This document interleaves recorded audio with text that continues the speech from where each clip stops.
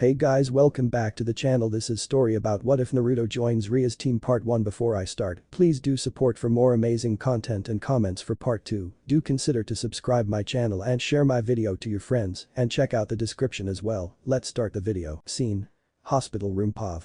Manado Fet. We see Manado, a half-angel half-human hybrid also called an angelic human. Manado's father left before he was born, so he has no ties to the angel faction. Manado has light spiky blonde hair and blue eyes, wearing his Mandalorian armor without helmet on his side. His helmet being silver colored with a blue outline around the T-shaped visor and going around the helmet and up the side antenna on the right side of the helmet. The rest of his armor is clear-cut silver with a blue bodysuit underneath, as well as a blue jetpack with a rocket on it and gold lining around the center. Just imagine Jango Fett with his original jetpack before his death on Geonosis. This armor is made of Beskar, an indestructible material made by God himself for his future creation to inherit. Manado found the armor in a temple on a pedestal with a prophecy inscribed in an unreadable ancient language on the wall next to it, saying whoever dons the armor will have a great fall, but their next of kin shall be the best of all. God. He found this temple when hunting a target for their bounty and has had it ever since. Manado takes his helmet off as he looks at his pregnant wife, who is known as Kushina Gremory, the sister to Zeodicus Gremory, who is the head of the Gremory clan, as well as a full-blooded devil. Kushina has straight long crimson red hair with purple eyes. She is wearing a green dress most of the time. Just think Venelana's dress but green, except for this moment as they are in the hospital at the moment. Manado and Kushina fell in love one day when Manado was hunting a target in the underworld for their bounty, but meeting Kushina, who managed to convince Manado to give up the life of a bounty hunter and fight for the right cause, leading to the decision for Manado to join the fight in the civil war against the old Satan faction and for him to fall in love with Kushina, with the two eventually getting married to the dismay of many devils, as Manado was nothing more than a human to them, but only Kushina, Zeodicus who fully supports his sister, and Venelana know about Manado's true heritage as part angel. Usually an angel would fall and become a fallen once they have sinned, but since Manado is only half angel and doesn't have any wings to fall with, as well as being half human, Manado is immune to falling. WEC Kushina is currently giving birth to their future son Naruto Fet, with Manado at her side, as well as Zeodicus with his own pregnant wife, Venelana Gremory in the next room, over giving birth to the future Lucifer and son, Surziches, all four of them unaware of the tragedy that is about to happen.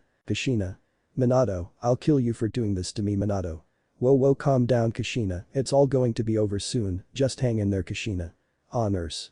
It's a boy. We see the nurse holding a now clean baby Naruto who has blonde hair and blue eyes like his father, and to the nurse's confusion he isn't crying, but rather smiling. Manado. Really, let me hold him, nurse. Absolutely not Manado. What? Why, nurse? The newborn always sees their mother first. Here you go Mrs. Gremory, he is a very interesting newborn, he isn't crying like every other newborn child. Kushina. He looks just like you Manado, I know he'll turn out to be just as strong as his father Naruto, I love you. Suddenly Kushina's heart monitor starts beeping fast, worrying Manado and shocking the nurse as the nurse kicks into high gear, trying to help Kushina as best as she can, but sadly failing to do so as the heart monitor flatlines, showing that she has passed. Manado. Kushina. Zeodicus rushes into the room with a red-haired baby in his arms, the baby being Surziches Gremory, the firstborn child of Zeodicus that was born moments ago. Zeodicus widens his eyes, seeing the flatlined monitor in sadness and fear, seeing the lifeless body of Kushina holding baby Naruto, as well as seeing a broken Manado on having fallen on his knees with tears in his eyes. Zeodicus walks over to Manado, trying to hold back the tears, but failing as he puts a hand on Manado's shoulder, trying to comfort him while dealing with his own personal grief. Time skip 10 years later. POV. Naruto Fet. We see Naruto Fet who has light blonde hair cut into a Gilgamesh cut, the one with his hair down. Naruto also has ocean blue eyes. Overall Naruto looks like a carbon copy of Manado when he was younger. Naruto is wearing a black shirt with a gray vest over it, held up by a black waist belt, as well as black pants with black shoes. Naruto is sitting down with his best friend Surziches Gremory and his fiancé Serafal Citri well deep in thought. Surziches has the Gremory traits with crimson short red hair and green blue eyes. Serafal has black hair tied into two twin tails by two pink ribbons, as well as pink eyes. Surziches. Hello underworld to Naruto, are you still there Naruto? Did you say something? Surziches just gets a look of disbelief, while Serafal just chuckles at Naruto's antics. Surziches. You're a pain in my ass, you know that. Naruto. Yeah you say that, yet you still hang around me all the time, so it's your own fault. Serafal. Naru's got a point. Surziches. Serafal, why do you always take his side Serafal? I do not Surziches. Do you always agree with him on everything Serafal? What can I say, we just have a lot in common Surziches. You're just saying that because you two are engaged. Serafal just looks away stubbornly while blushing, making Surzich's sweat drop while Naruto just stares at the scene with a smile. Serafal. HMPH Surzich's. Anyway, what were you thinking about Naruto? Just the training my dad has been putting me through ever since I was 3. It's made me strong, but I need to get a lot stronger if I want to help end this civil war, Surzich's. Honestly, you're thinking about the war now of all times, look around, what do you see Naruto? A playground, Surzich's. Not just a playground filled with your friends. We're kids, we don't need to be focusing on all that war stuff yet. Naruto. Yeah, well, that's easy for you to say, you inherited both your parents' special abilities, as well as Serafal having a new form of her clan's water manipulation and ice magic, meanwhile I'm just some regular kid who doesn't even have wings, Serafal. Naru, don't say that about yourself, you're far from any regular kid, you have immense talent and intellect when it comes to battle strategy, Surzich's. She's right, I haven't seen any kid our age think like you at all in the slightest, you have the intellect greater than even the smartest of Citries. Naruto. Maybe you're right, maybe you're wrong, who knows. Naruto just gets up and shrugs as he looks to his left and sees his father Manado Fett, who is wearing his Beskar armor helmet and all while looking at Naruto, signaling that it's time to leave for the day and go home to train as Naruto nods and looks back to Serafal and Surzich's with a smile. Naruto. Well, I gotta go now guys, it's time for me to head home and train. Serafal. Oh really, but I don't want you to leave, hanging out with you is so fun and it's boring hanging out with just Surzich's. Why is it boring with just me, Serafal?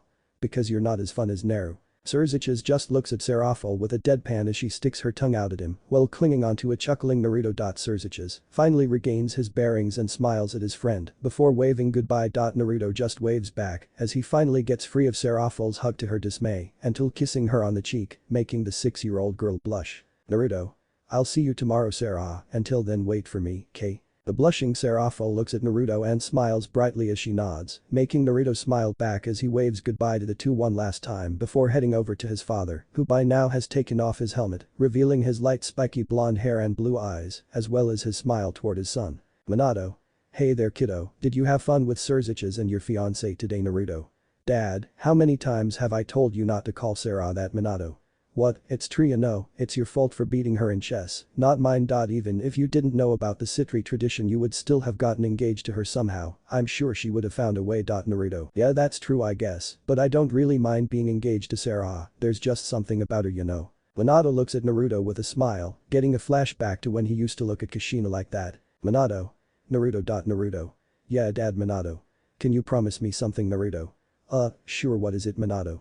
Don't ever forget that your strength comes from the ones that you love, because in life, those who break the rules are scum, but those who abandon their friends are worse than scum, and that you will always be stronger when you have someone precious to protect. Naruto looks at his father with awe at his father's words and takes them to heart with a smile on his face as he nods at his father, making Manado smile back at him and ruffles his hair. Skip 1 week later, scene change. Underworld party. We see Naruto annoyed at a party hosted by the Gremory family for their victory in the most recent battle of the Civil War. We see Naruto wearing a formal suit, annoyed at the fact that he could be training right now, and that Manado isn't wearing a suit, but rather his armor with his helmet on for obvious reasons as they are still at war. Manado. What's with the glare, Naruto? Why did you have me wear a suit again, Manado? Because we're at a party and you need to dress nice for not only everyone but for your fiancé, Naruto. Right, and you're not because Manado. Because we are still at war and you always need to be ready for anything. Naruto. Fair point I guess, Serafal. Naru. Naruto turns to his left to see Serafal Citri is wearing a green button-up long sleeve with a black skirt and pink necklace running towards him until getting close enough to leap at him and give him a big hug, making him blush at the close contact as she presses against him. Naruto. Hey Serafal. I was looking all over for you, Naruto. Well, me and Dad just arrived ahead. Manado watches the two interact with a smile as Lord and Lady Citri walk over with smiles on their faces, looking at the adorable interaction between the two engaged children, until turning to Manado, who does the same. Lord Citri. Manado, how are you? It's been a long time. Manado. Indeed it has, Lord and Lady Citri, I've been doing well, and I hope you both are doing the same. I know little Serafal is, she's been a bright light of joy ever since Naruto beat her in chess. Lady Citri. Ah yes, the joy of young love, it's so beautiful to see it. Manado. You're right about that, I'm glad Naruto has found love in a girl like Serafal, the two remind me so much of Kushina and I when we were younger. Well, maybe except for the whole temper Kushina had, heh. The three adults just crack a laugh and smile warmly at the adorable scene of Serafal dragging Naruto around the place by the arm. Zeoticus. Manado, it's so good to see you, Venelana. How have you been? Manado turns to his right and smiles as Zeodicus Gremory and Venelana Gremory walk toward them as they signal Serziches to go talk to his friends. Serziches just nods as he walks over and sweat drops to see Seraphil clinging to Naruto's right arm with a delightful smile. Naruto. Hey Serziches, how's it going? Serziches. Seraphil, do you always have to cling to him? Seraphil. Yes, Naru is all mine and I'll be by his side for as long as I want, besides I know he likes the close contact with me. Seraphil pulls Naruto's arm into her surprisingly big chest for her age as he blushes, causing Seraphil to smile brightly. Seraphil. See, he's all red from such close contact. Serziches.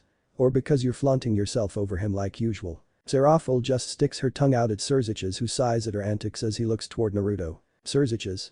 So Naruto, how's your training been going? Naruto. It's been going great, I've got my father's fighting style down. I just need to practice more to master it fully, but my aiming has improved immensely from the accuracy training we do, which is good cause I'll need it. Seraphil. See, we told you that you're talented, you should really start believing in yourself more. Naruto. That means a lot, you know, Seraphil.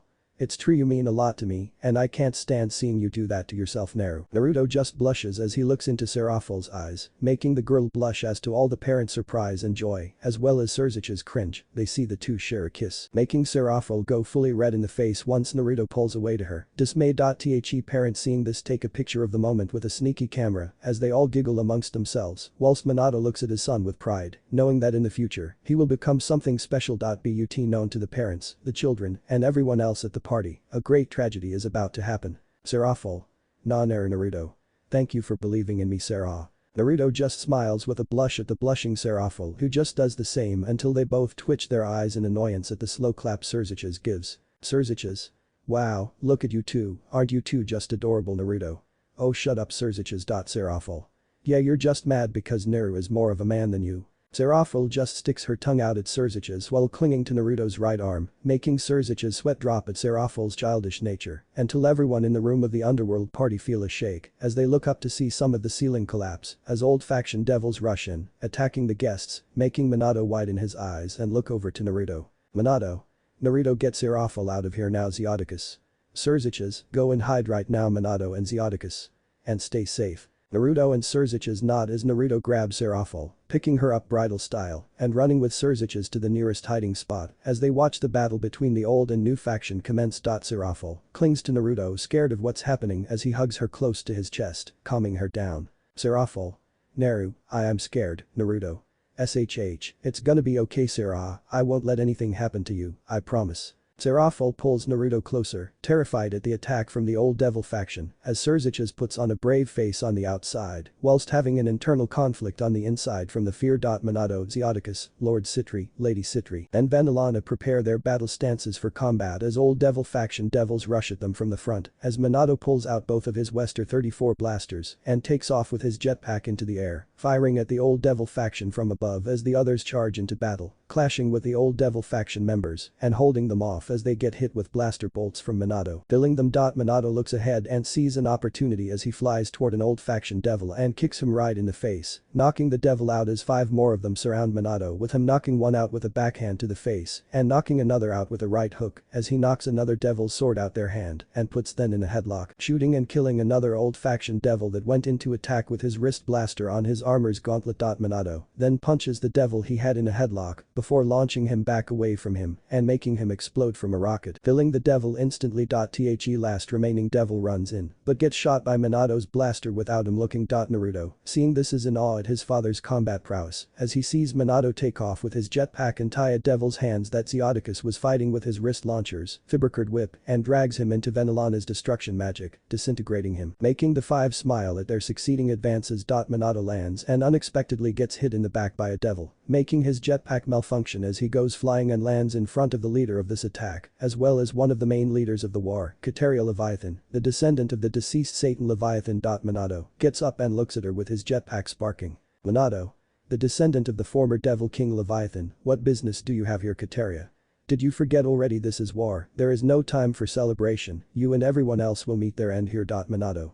I won't let that happen. Manado fires his dual blasters at Kateria while charging at her, while dodging her ranged orange magic strikes. Kateria dodges out of the way and does an overhead magic strike that Manado tanks with no sweat thanks to his armor as he continues to fire blaster bolts at Kateria, making her dodge to the right as Manado fires the rocket on the back of his jetpack, hitting her side with the explosion, damaging the brunette severely and angering her as she fires a magic strike that hits Manado's left arm, severing it from the elbow down as it was uncovered and not protected by his armor, as well as it being too fast to react to. Manado.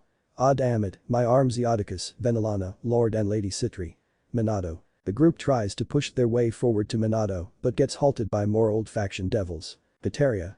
Damn you, if you hadn't hit me with that lucky shot you would be dead by now. This isn't over. Kateria flees with old faction members heading back to their base as the rest of the old faction buy time for their escape, whilst Manado grips his missing left arm as suddenly one of the stronger old faction devils run at him, and in his weakened state. Manado can only helplessly fire his right blaster at the devil while slowly stepping back to no avail as he dodges and cuts some of the bolts in half with his blade as he strikes Manado's blaster, destroying its. Eoticus, Venelana, Lady Citri, Lord Citri, and most of all to Naruto's horror, the old faction devil decapitates Manado, slicing his head clean off and making the now empty Beskar helmet go flying across the floor, with Manado's now decapitated body falling on its right side, lifeless. Eoticus.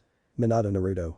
Father. Eoticus gets enraged and wipes out the rest of the old faction forces left in the building as Venelana disintegrates Manado's killer with the power of destruction. With the building clear of threat, Naruto dashes over to the helmet with tears in his eyes, leaving the now crying Seraphil with a mourning Surziches. Naruto makes it to the helmet and picks it up, looking at his reflection in it, remembering the moments with his father as he presses his head against the helmet with tears streaming down his face as he silently cries, mourning his now deceased father as Eoticus walks up to him, also tears streaming down his face as Manado was his sister's husband, Naruto's father, and his best friend. Venelana walks over with a sad face and alone tear down her left cheek as she kneels down and hugs Naruto from behind, trying to ease the pain as Naruto opens his eyes, the blue in them no longer being present, but rather a crimson red. Time skip 6 years later. Scene change. Pav. Naruto Fet. We see a man wearing a white bodysuit under green chest piece with a few white spots here and there. The man is wearing a green groin pad, yellow knee pads and shoulder pads, as well as a brown utility belt pouch around his waist with a red sash under it. The man is wearing red wrist gauntlets with a few white spots here and there, as well as a green helmet with a black T-visor with a red outline circling around the helmet and stopping at the back. The helmet also has a white side antenna on the right side of the helmet, as well as yellow lines on the left side of his helmet. The man is also wearing a green cape pushed to the side by a green Z6 jetpack with a launchable rocket on the top. Just think of Boba Fett before he fell into the Sarlacc pit. This man is Naruto Fett, wearing his father's old armor that he both inherited and spray painted for his own personal unique design. The white spots on it representing the battle damage scraping some of the paint off from tanking attacks. We see Naruto holding a E3 rifle while standing next to Surziches on a balcony. Surziches looks older and taller than his 10-year-old self as he has longer red hair and is wearing black and gold armor over black and white robes. Surziches looks to his right looking at Naruto with a sad smile, looking at him in nostalgia. Naruto. Is something wrong? Surziches. Oh no, it's nothing, it's just every time I see you wearing that armor it brings back old memories, you know, Naruto. Yeah, every time I put this armor on, I honor my father's legacy. Every time I fight, I show the skills he himself taught me. This armor isn't just armor, it's a creed I have made called the Mandalorian. Surziches. A creed? What do you mean, Naruto? One cannot just wear this armor and be strong. To be strong, they need to protect the ones most precious to them. Only then can they be called strong, only then can they be called a Mandalorian. Surziches. A Mandalorian, huh? Surziches looks at Naruto while putting on a smile, getting an idea, knowing that Naruto isn't a full devil or an angel or even a human, but being a new hybrid of all three, having all of their good traits and attributes. Surziches. Then Mandalorian it is, Naruto. Huh, what are you on about, Surziches? Well, you know how you're a devil-angel-human hybrid, that race shouldn't even be possible at all, but it is, you're living proof of it. And since you are the first ever of this new hybrid race, it is only right that you get to name it. The new race of the Mandalorians. Underneath his newly named Mandalorian helmet, Naruto smiles at the declaration. Naruto. Surziches. Huh, yeah, what's up, Naruto? Naruto puts a hand on Surziches' shoulder and looks at him as Surziches looks back at him and into his helmet's black T-shaped visor. Naruto. I want you to know this. We may not share blood, but we are brothers. I want you to know that, no matter what happens in this war, I will always be on your side, me and the Mandalorians. Surziches just smiles as the two share a laugh and watch the sunset. Time skip a couple days later. Scene change. Citri compound. We see Naruto sitting down next to Seraphil on the roof of the Citri compound with his helmet off and next to him with his E3 rifle, showing his now more spikier hair, as it is managed in a Azazel haircut. Naruto looks at Seraphil and smiles, making the girl blush at Naruto's warm aura and the kindness surrounding him. Naruto. Hey Sarah, can I ask you something? Seraphil. Sure, what is it? Naruto. What kind of future do you want? I mean, like, what do you want your future to look like? Seraphil looks at Naruto with a blush and smiles at him. Seraphil. That's easy, Naru. I want my future to look like you. I want to have a future with the man I love, a future filled with happiness and joy. Naruto. Then I'll do my best to end this war and every conflict that is to come our way. I promise, I won't let anything happen to you. I'll protect you with my weapons, armor, and my life. To make you see that future. Seraphil smiles but gets an interested look on her face. Seraphil. Hey Naru, can I ask you something? Naruto. Go ahead, ask away. Seraphil. How did you get your gun and ammo for your armor? I can't help but wonder because you use them all the time and have never told us where you got them, not to mention these times aren't that advanced compared to your weapons. Naruto. Oh well, that's simple really. The ammo for my armor, gauntlets and the rockets from my jetpack are made from my own magic. I conjure them myself. As for the E3 blaster I carry, it's also conjured from my magic, but in a different way. The rifle itself is made from a special magical material, while the blaster bolts are made from me using my magic as ammo. It's pretty neat. Seraphil. That's so cool, Naruto. I know, right? The pistol class blaster I carry on my side is also the same way, so it's fueled by my magic instead of taking conjured ammo. Seraphil. But wait, where did you learn how to conjure? Naruto looks down with a sad smile, confusing Seraphil until remembering. Naruto. My dad taught me. He taught me everything I know up to now. He still teaches me to this day from the notes he's left me. Seraphil. Oh, I'm sorry, I didn't mean to bring up your dad, Naruto. No, it's okay, I'm alright. If anything, I should be thanking you. I don't ever want to forget him. Not him or any of the lessons he has taught me. Oh, any of the final lessons he taught me a week before his death was that I will always be stronger when I have someone precious to protect, and as my fiancé you are the most precious to me. Sarah. I won't let any harm come to you, I promise. Seraphil blushes and smiles as she leans on Naruto's shoulder. Naruto. Hey Sarah. Seraphil. Yeah, Naruto. After this war is over, I want to have our wedding ASAP. Seraphil. Really, Naruto? Yeah, of course I want to marry you, the woman I fell in love with and the woman I want to spend the rest of my life with. Seraphil. Yay. Seraphil latches onto Naruto in a hug as they hear a cough getting their attention and getting annoyed at seeing Surziches. Naruto. Seriously, Surziches, did you really have to interrupt the moment? Seraphil. Yeah, you ruined my alone time with Naru. Surziches. Well then, sorry geez. Naruto. What are you even doing here anyway? Surziches.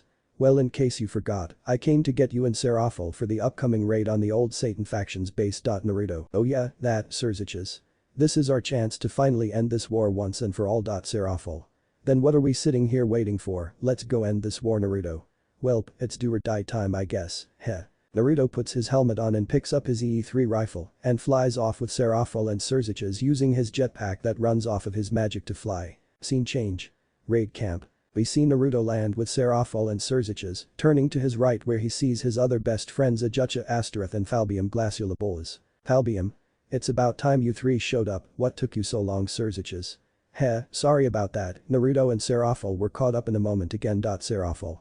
Oh shut up Surziches, you're just jealous of Naru because you don't have a girlfriend yet. Surziches just gets a depressed cloud over his head at the harsh truth while Ajucha laughs and looks at Naruto. Naruto. Ajucha, did you manage to complete my request? Ajucha. Indeed I did, in fact you even gave me an idea that I will share with the entire Devil Society once this war is over. Naruto. Good work, with such little time you always manage to come through, I knew I could count on you. Ajucha. Yeah well this one only took me 2 days to make thanks to the genetic information sheet you gave me. Naruto. Perfect, once we finish this battle I'll come collect them from you, so expect a visit from me in the future. Seraphil. Naru, what are you two talking about? Come collect what from Ajucha? Naruto. Oh, it's nothing, it's a surprise. Seraphil gets a pouty face and looks at Naruto. Seraphil. No fair, I wanna know. Naruto. Tell you what, I'll show you what it is after the battle once I get it from Ajucha. Seraphil. Really yes, I can't wait to see what it is. Fablium. Ahem, you do realize we have to get through this battle first, right? Seraphil. Yeah, but I'm still excited. Naru hasn't asked Ajucha for anything for as long as I've known him, don't you think it's exciting? Surziches. Now that you mention I guess you're right, but it's still not the time to talk about that right now, we have a battle to win. Ajucha. Indeed we do, let us hope we all get through this. The four turn and look towards Surziches as they watch him step up on a stage in the camp before turning to the crowd of soldiers. Surziches. "Men, it's time. The old Satan faction has terrorized us for too long, and it's time to end their madness. Anti-Satan army. Yes, Sirs. They've forced their ideals of war onto us for too long. They will stop to no end. They have taken lives, they have taken our families, and they have taken our friends." Sirs looks down toward Naruto, remembering the tragedy of Manado's death and how much of a toll it took on Naruto, how Naruto was adopted into the Gremory family's care, and how he trained relentlessly each day after that, hoping to find the cause to his father's death. Sirs. "Well, that all ends today. We have found their base, taken residence in the human world in the desert near the Sarlacc pit. We will ambush them and end this war now. Are you ready, Anti-Satan army?" "Yes, Sirs. "Then let the attack on the old Satan faction commence, Anti-Satan army." "Yeah." But that the anti-Satan army starts using magic circles to teleport to the desert in the human world, where the ancient Sarlacc pit lays next to the base of the old Satan faction. The army charges at the base, which is in the shape of a weird-looking ship with floating platforms around it, with old faction devils on the lookout until they get sniped by Naruto shooting his EE3 rifle. Seeing their lookouts get killed, the old faction devils sound the alarm as the final battle of Devil Civil War commences. The anti-devil faction army charges at the old Satan faction army soldiers that have come to the ground to combat them as Seraphol, Ajucha, Sirs, and Falbium fly up to the ship using their wings, with Naruto flying behind them, using his left wrist gauntlet to launch missiles at the grounded soldiers, exploding them as the anti-Satan faction pushes forward through more of the old Satan faction's army. Imagine Boba Fett's move from Battlefront 2. Landing on the ship, we see Seraphol, Sirs, Falbium, Ajucha, and Naruto face to face with descendants of the former Devil Kings and the leaders of the old Satan faction, Kateria Leviathan, Crusaria Asmodeus, and Shalba Beelzebub. Naruto, glaring at Kateria with hatred under his Mandalorian helmet, while Kateria looks at him and remembers the armor. "Kateria. I remember you. You're the one who gave me this disgusting scar on my stomach and your arm. Impossible, how could you, Sirs? You're wrong, Kateria, that isn't who you think it is. You may remember the armor Manado wore, but that is not Manado Fett. Manado Fett died that day because of you and the old Satan faction's madness. This is his son, Naruto Fett, and today this war ends. Shalba. As if you pathetic maggots could defeat us, Crusaria. Prepare yourselves for instant death." Naruto sighs, getting the attention of everyone on board the roof. "Naruto. We can bring you in warm, or we can bring you in cold." Naruto aims his gun at Kateria as said woman scowls. "Kateria.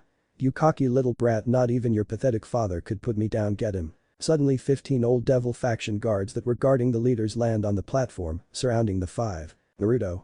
All of you go and fight them, I can deal with these guys." The other four all nod at Naruto before charging at Kateria, Shalba, and Crusaria as Naruto aims his rifle at the guards rushing at them and shoots the guards blocking their way, but the Ajucha clashing with Shalba back and forth while Sirs and Falbium attack Crusaria, who just dodges and attacks back while Seraphol and Kateria begin their magic battle as Naruto aims back at the guards surrounding him. "ODF guard.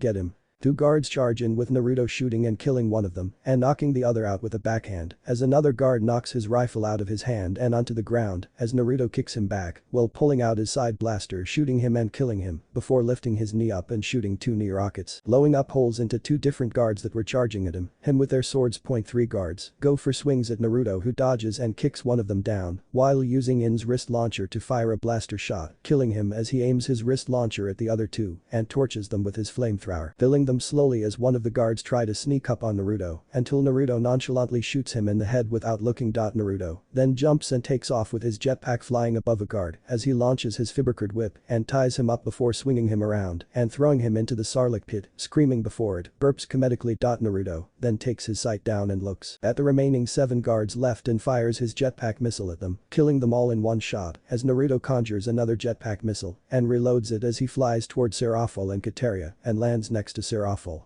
"Naruto. Sarah, I've got her, go help Ajucha with Shalba. Seraphol. "But Naru, what about you, Naruto?" "I'll be fine, I can deal with her. Kateria.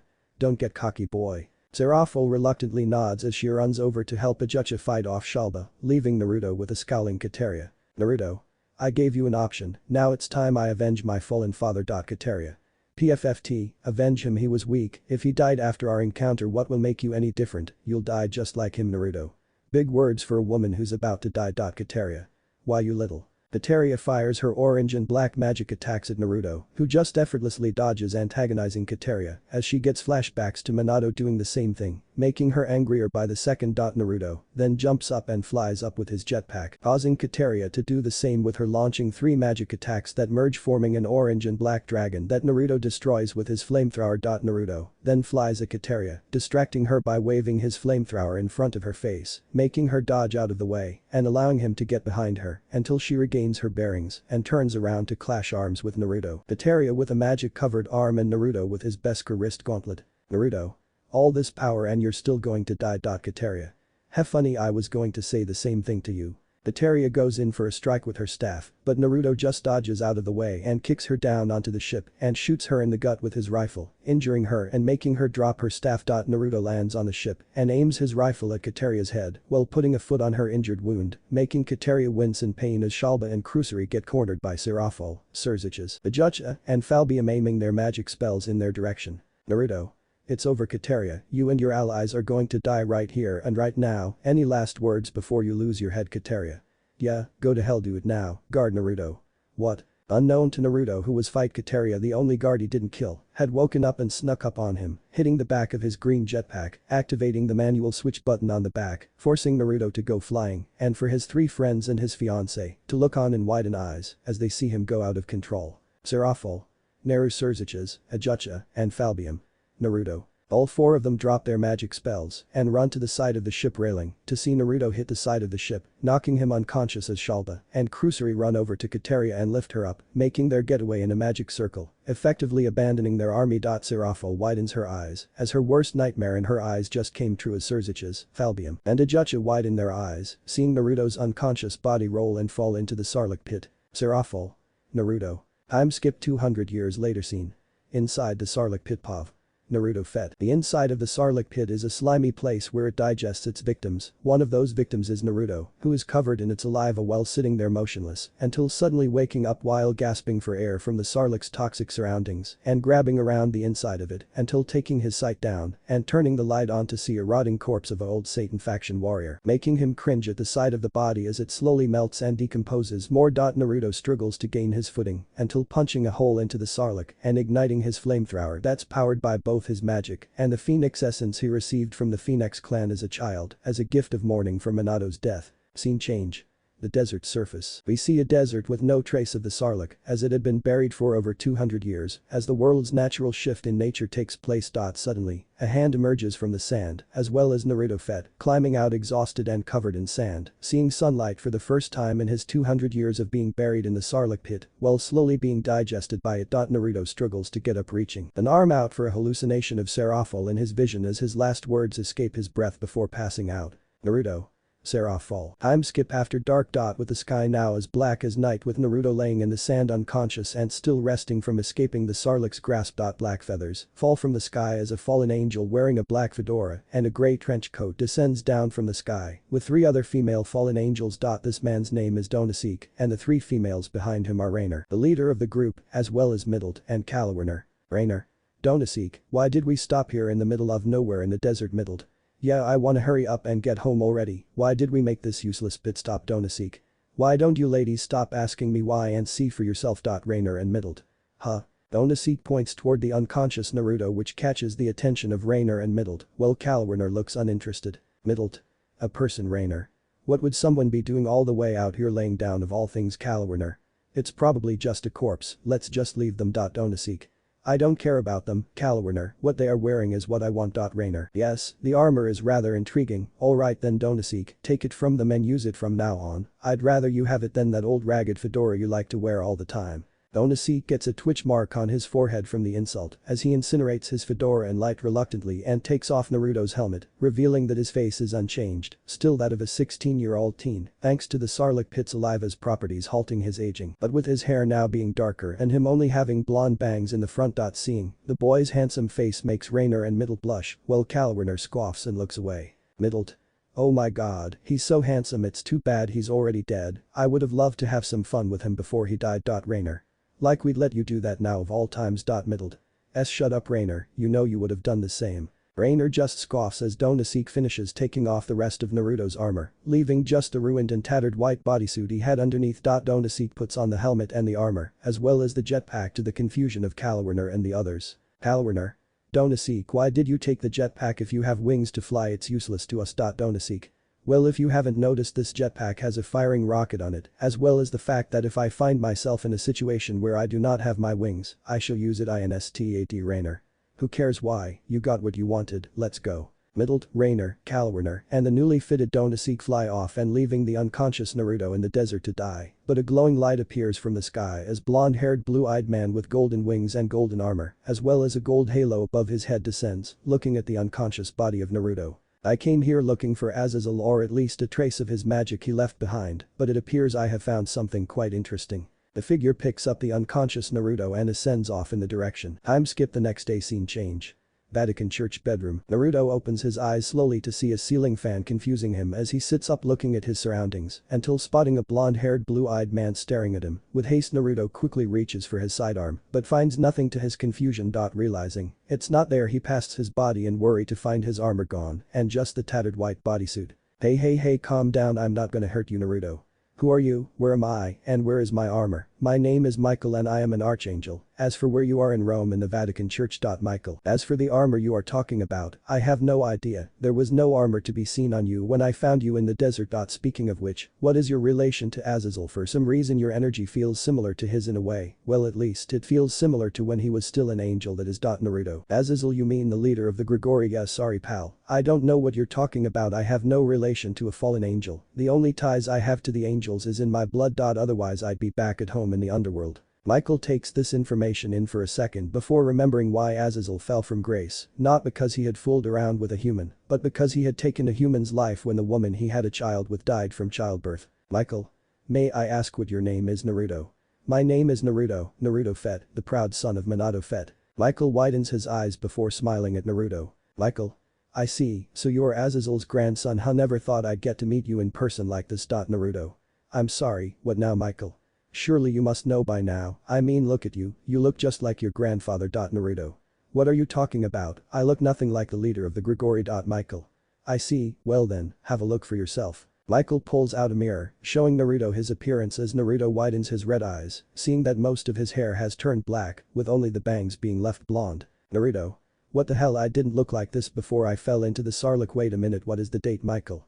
The year is 2020, and from what I can gather from what you have just said, you have been stuck in the Sarlacc pit for more than 200 years. Congratulations on your survival. Nobody has been able to survive falling down there, it's a miracle you're still alive. And from the looks of it, you must have fell down there when you were young. You probably haven't aged at all as a side effect from the Sarlacc pit's toxins and acidic properties. It will probably affect your body for a while. Give it 8 years or so, give or take, before you start to physically age again. Naruto widens his eyes, getting flashbacks to the moments with Seraphol before the battle, and remembering hearing Seraphol's voice calling out to him as he fell into the Sarlacc pit. Naruto falls on his knees and looks down with a dead expression, realizing how long it has truly been. Naruto. Sarah, I'm so sorry, Michael. Old lover, I'm guessing. Naruto. Fiancé, and I promised her that after the Devil's Civil War we would get married, but I fell into the Sarlacc pit and only just escaped yesterday. She and all of my loved ones probably think I'm dead, Michael. I'm sorry that happened to you. Nobody deserves to go through this. Which is why I'm going to help you rehabilitate and get back to your loved ones. Naruto. Help me, why I'm part devil, shouldn't you hate me? Michael. No, hate is a sin that shouldn't fall upon anyone, not even the devils. Besides, you aren't just a devil, you are part angel, making you family. Naruto.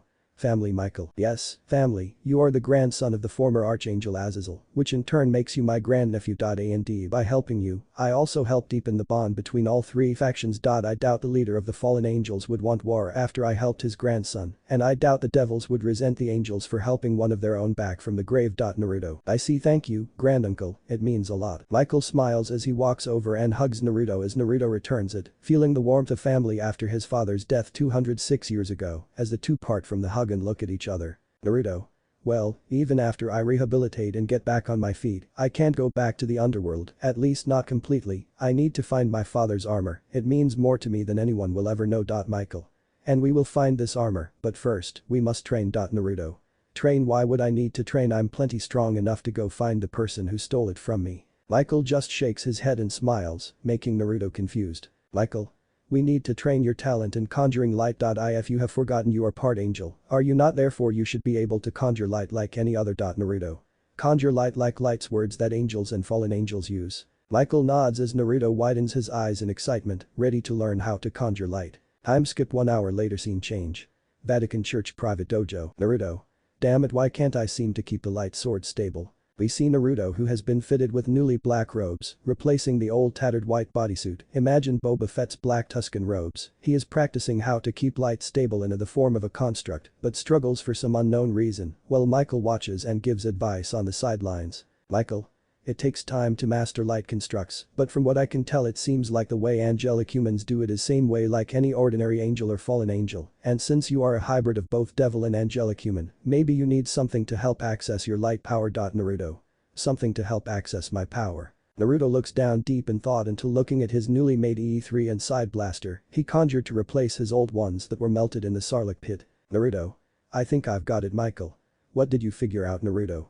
Watch and you'll see. Naruto sits down cross-legged at a table as Michael does the same, looking at him interested as Naruto holds his arms out like he's reaching to grab something. Suddenly a hilt slowly starts to emerge from nothing as Naruto conjures light and condenses it into a green crystal before putting it in the hilt as he finishes making it. Michael.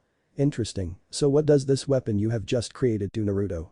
Well, since I can produce but can't keep light stable enough to be used as a proper weapon, I decided I needed something to regulate it. Something that works kind of like how my E3 works. It's a gun that runs off of my magic, the emitter being the gun, the magic being the ammo for it. I figured it would be the same way here with this. Naruto holds the hilt up and presses a button on its side as it ignites a green light blade. Michael. Nicely done, Naruto, you've created a new weapon entirely. What do you call it, Naruto? Well, I haven't thought of a name for it yet, so I guess let's just go with lightsaber, Michael. A lightsaber, what a suiting name for such an elegant and beautiful weapon. Alright, now that you have your newly made lightsaber, it is time for you to learn to use it. Naruto. You're gonna teach me swordsmanship, Michael? Sadly no, while I am an expert with a blade I am simply not the best at it, which is why I requested my sister Gabriel to lend me one of her angels. Suddenly the door to the private dojo opens as two individuals walk through, a nun who has blue eyes, who appears to be in her late 20s to early 30s with a Q printed on the back of her hand. Beside her is a young girl around the age of 10, with long blue hair and brownish gold eyes. The girl is wearing a black training bodysuit with a practice sword in hand. Nun. I will teach you, and she will be your sparring partner. You will both eat, sleep, and train together from now on until Lord Michael sees fit. Girl. I hope we become great friends, Lord Naruto. Michael. Forgive me, this is Griselda Quarta, and the 9-year-old young lady next to her is Zenobia Quarta. Griselda is the guardian of Zenobia, and that is why she takes after her family name. She is an exorcist in training. Naruto smiles as he looks down at the shorter girl and crouches down with a smile. Naruto. Hey there, my name is Naruto Fett, but you can just call me Naruto. I'm not one for honorifics, let's be friends, okay? The newly named Zenobia smiles as she nods at this, making Naruto smile back warmly, causing the young girl to blush slightly, sparking something that will affect her future heavily. Time skip 1 year later. Two blades clash together, making both a metal sound and static sound, one of the blades being Durandal, wielded by the now 10-year-old Zenobia, who received the blade from the church after being discovered as a natural holy sword wielder. While the other blade is a green energy blade made of light emitting from a hilt. Imagine the hilt being a mixture of Qui-Gon Jinn's lightsaber and Luke Skywalker's green lightsaber. This blade is a green lightsaber created and wielded by Naruto Fett. Naruto. You've gotten better, Zeno, I can feel the power coming from your strike. Zenobia. That's not all, that's gotten better, try this on for size. Zenobia kicks Naruto back and strikes the ground, making it shake and causing him to fall over and for his lightsaber to designate and fall out onto the floor away from him. Michael, who is on the side with Griselda watching the battle, observes closely at Naruto's next move with interest. Zenobia. Looks like I win, Naruto. I wouldn't celebrate early if I were you, Zenobia. Nice try, but you won't distract me that easily. Zenobia goes in for a downward strike, ready to hit through Naruto, but misses, hitting the ground from Naruto rolling out of the way and onto his feet, where he leaps over Zenobia's head while reaching his hand out, making his lightsaber come to him as he ignites it and holds it at her neck. Naruto. Nice try, but you haven't bested me yet, Zeno. Zenobia. Dang it, I was hoping to win this time. Naruto designates his lightsaber as Michael nods in approval at the outcome as Griselda smiles at the two's bond. Michael. It seems he's ready to begin his journey to find his ARMOR. Griselda. Yes, he has improved drastically over this past year, he's even learned how to use the dormant power within him as well. Michael. Indeed, Father's power of creation and force sensitivity have been given to the right person. I know he will bring a bright future to all the factions, whether he knows it or not. Flashback, the Great War scene change. Heaven. Michael. Father, why did you give some of your power to Azazel's newborn son God? Simple, that boy will bring this world savior to the light, where we see three great factions in this war. The savior will bring peace among them, along with the birth of a new great faction, one that is not held down by political view and standpoints, but one that will stand tall among loved ones. Michael. The fourth great faction, but how can that be God? You will find out when you meet the savior of this world, the one that will bring peace to the world. Michael. But how will I know who this savior is? God. You'll know when they awaken the power dormant within them. The power of the Force. Flashback change Naruto's training. Scene change. Vatican private dojo. Michael. Concentrate, Naruto, clear your mind of all thought and let your instincts guide you. Naruto closes his eyes with Zenobia and Griselda on both of his sides as they charge him, aiming to attack his unarmed stature with their wooden blades, as Naruto dodges each strike with elegance, making Michael surprised and look closer, watching Naruto's every step. Michael.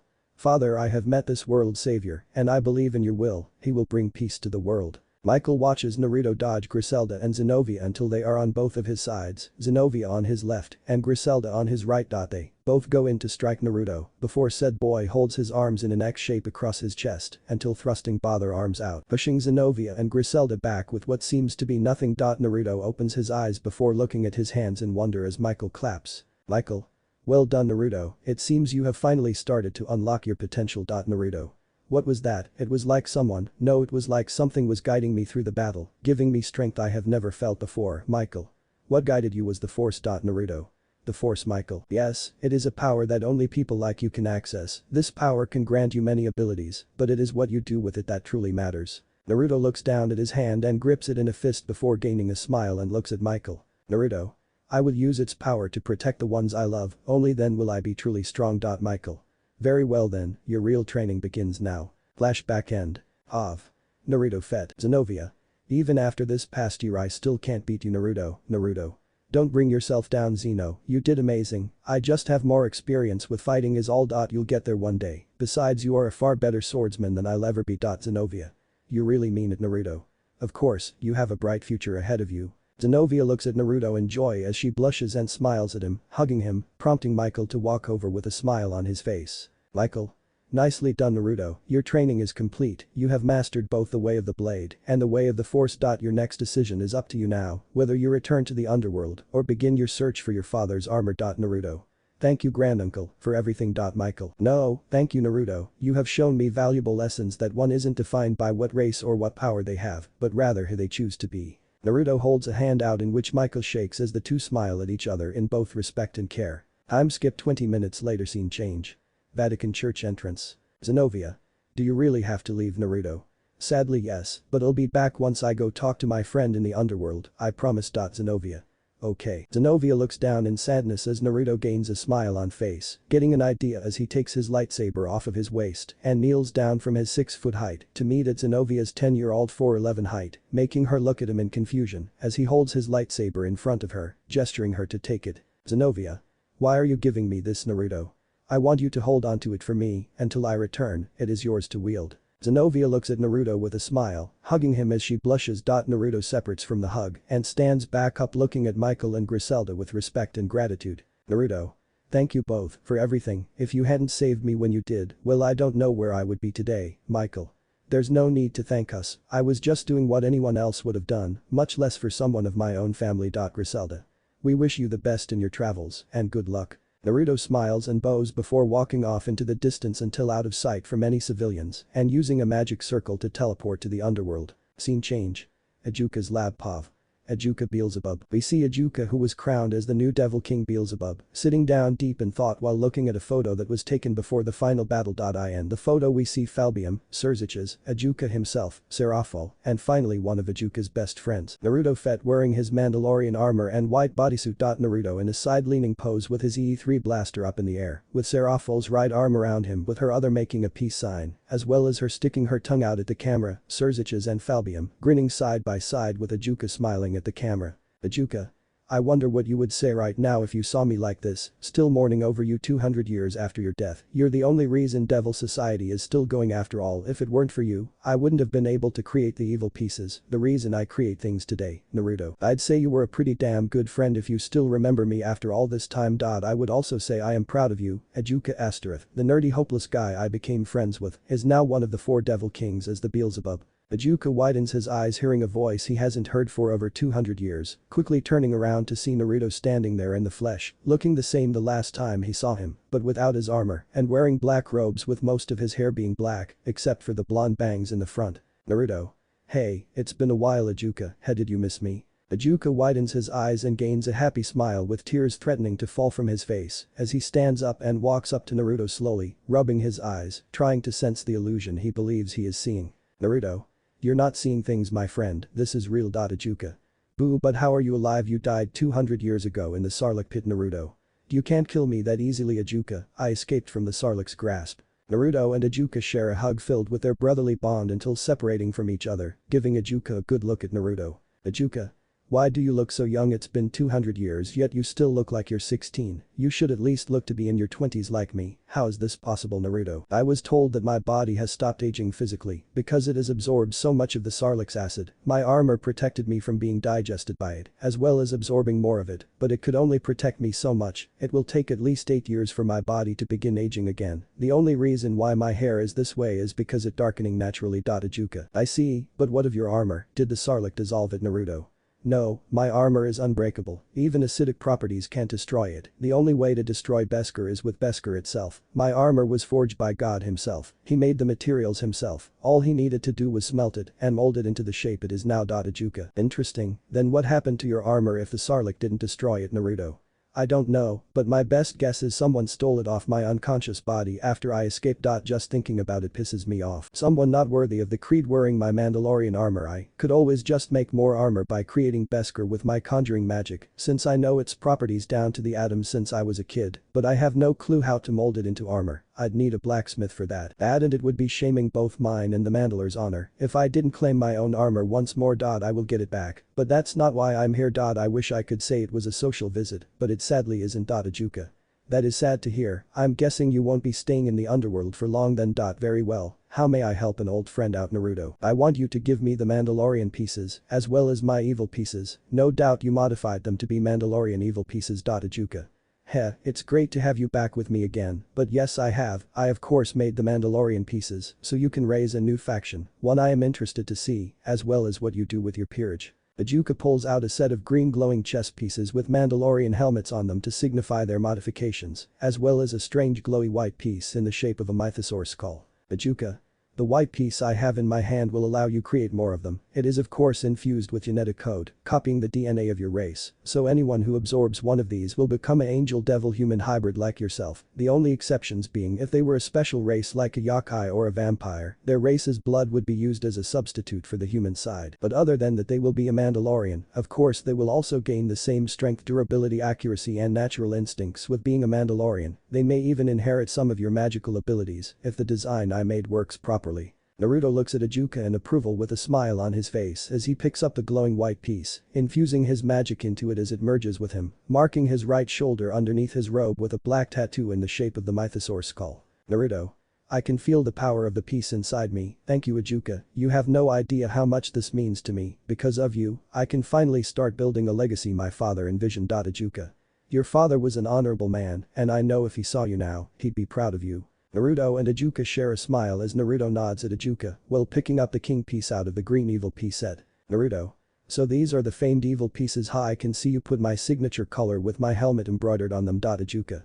That is because they are both your evil pieces as being Mandalorian pieces, they will be considered a devil peerage, but they will be in your race, so whoever you reincarnate with those pieces are part of your peerage. It is a way that the devils and Mandalorians will be connected, you are after all still one of us, but the green is just for looks, I mean it is your favorite color after all. Naruto smiles looking at the knight piece, getting flashbacks to Zenobia and getting an idea as he absorbs the king piece. Naruto. Well, I would love to stay longer and catch up, but I have to go, but before I leave the underworld, I wish I could see how she's doing, Ajuka. She's been heartbroken ever since your fall but she never let it get to her, she's pulling through strong. But if I know you, you won't approach her, she is one of your only weaknesses, you just can't seem to say no to her. Naruto. What can I say, Sarah is one of the reasons I escaped the Sarlacc pit, the only thing I could think of was her the entire time I was struggling to get out. There's just something about her that I can't help but love. Well, I must get going, it was nice seeing you Ajuka, and thank you for all your help, both in starting my new race and in being one of my true friends. Ajuka. And thank you as well, just knowing you are alive means a lot, I know that you and the Mandalorians have a bright future ahead of you. Naruto and Ijuka pull each other into a hug one last time before Naruto waves goodbye and teleports off in a new green magic circle with the emblem of the mythosaur on the clan Fett crest. Scene change. Vatican Church POV. Naruto Fett. Naruto teleports back to the same spot he left in and begins his journey back to the church, but to his horror, he finds the church burned down to the ground with flames still around it. Naruto. No, damn it, what the hell happened? Hell help me. Turning to his right, Naruto sees a child around the age of 10 years old with short black hair, wearing a black bodysuit being crushed underneath rubble. Naruto runs over and lifts the rubble up, seeing the child gasp for air trying to move, but being halted as Naruto holds him still, allowing the child to breathe better. Naruto. What is your name? My name is Din Jiren. Naruto. What happened here? Jiren.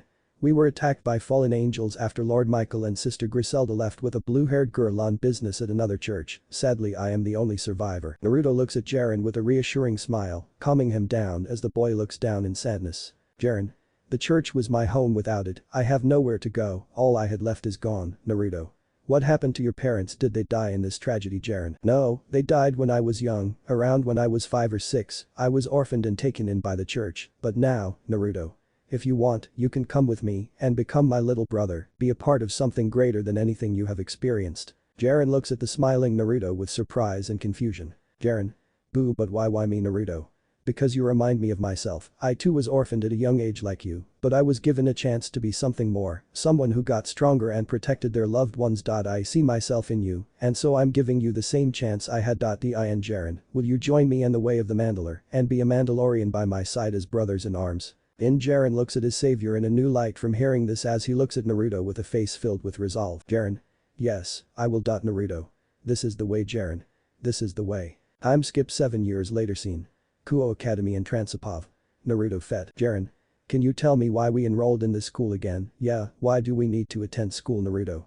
Well, if you were paying attention to Rook this morning, Jiren, Revan, you need to take a break from all the fighting and just enjoy life as a teenager for once. Revan. Then why are you here? You aren't exactly young. Naruto. I am here for 3 reasons, to watch over you 2, to learn more about the world's history, since I have been gone for some time, and because I want to see how 3 individuals that attend school here are doing. Jiren.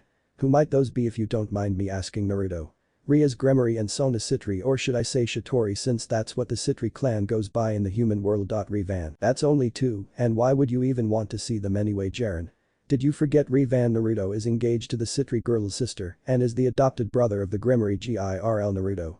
You are correct. Jiren, I want to see how they have matured, what kind of people they are, and what their goals are for the future. As for the 3rd person I am talking about, well, you will see Revan soon enough. It will be a surprise, since you haven't met them yet despite being twins from birth. Revan.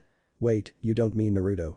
Looks like you figured it out. Oh, by the way, it also appears we have attracted some attention our way. Jiren and Revan stop walking and look around, noticing the whispers of all the students around them, as well as some of the female students, blushing at the handsome faces of all 3 of the boys and the hateful glares of the jealous male students. Speaking of appearances, hey guys, it's Gold here making a 4th wall break for a quick second to address the appearances of the 3. Din Jiren has his signature short black hair from the Mandalorian show, as well as brown eyes. Revan on the other hand, in this series is quite different from his canon Star Wars counterpart genetically speaking, and will be named under a familiar name of the series as you will soon see, because Revan's name is unknown, so I'm just gonna use Revan as his first name. Anyway, Revan has shoulder-length black hair parted to the left with purple eyes. Naruto looks the same as he did 7 years ago, thanks to the Sarlacc pit's acid, but now that time has passed, its effects have worn off and he will start aging once again. All 3 of them are wearing the Kuo Academy uniform buttoned up like any other male student, but on the left side of the uniform's jacket is a pin shaped like a mythosaur skull. Now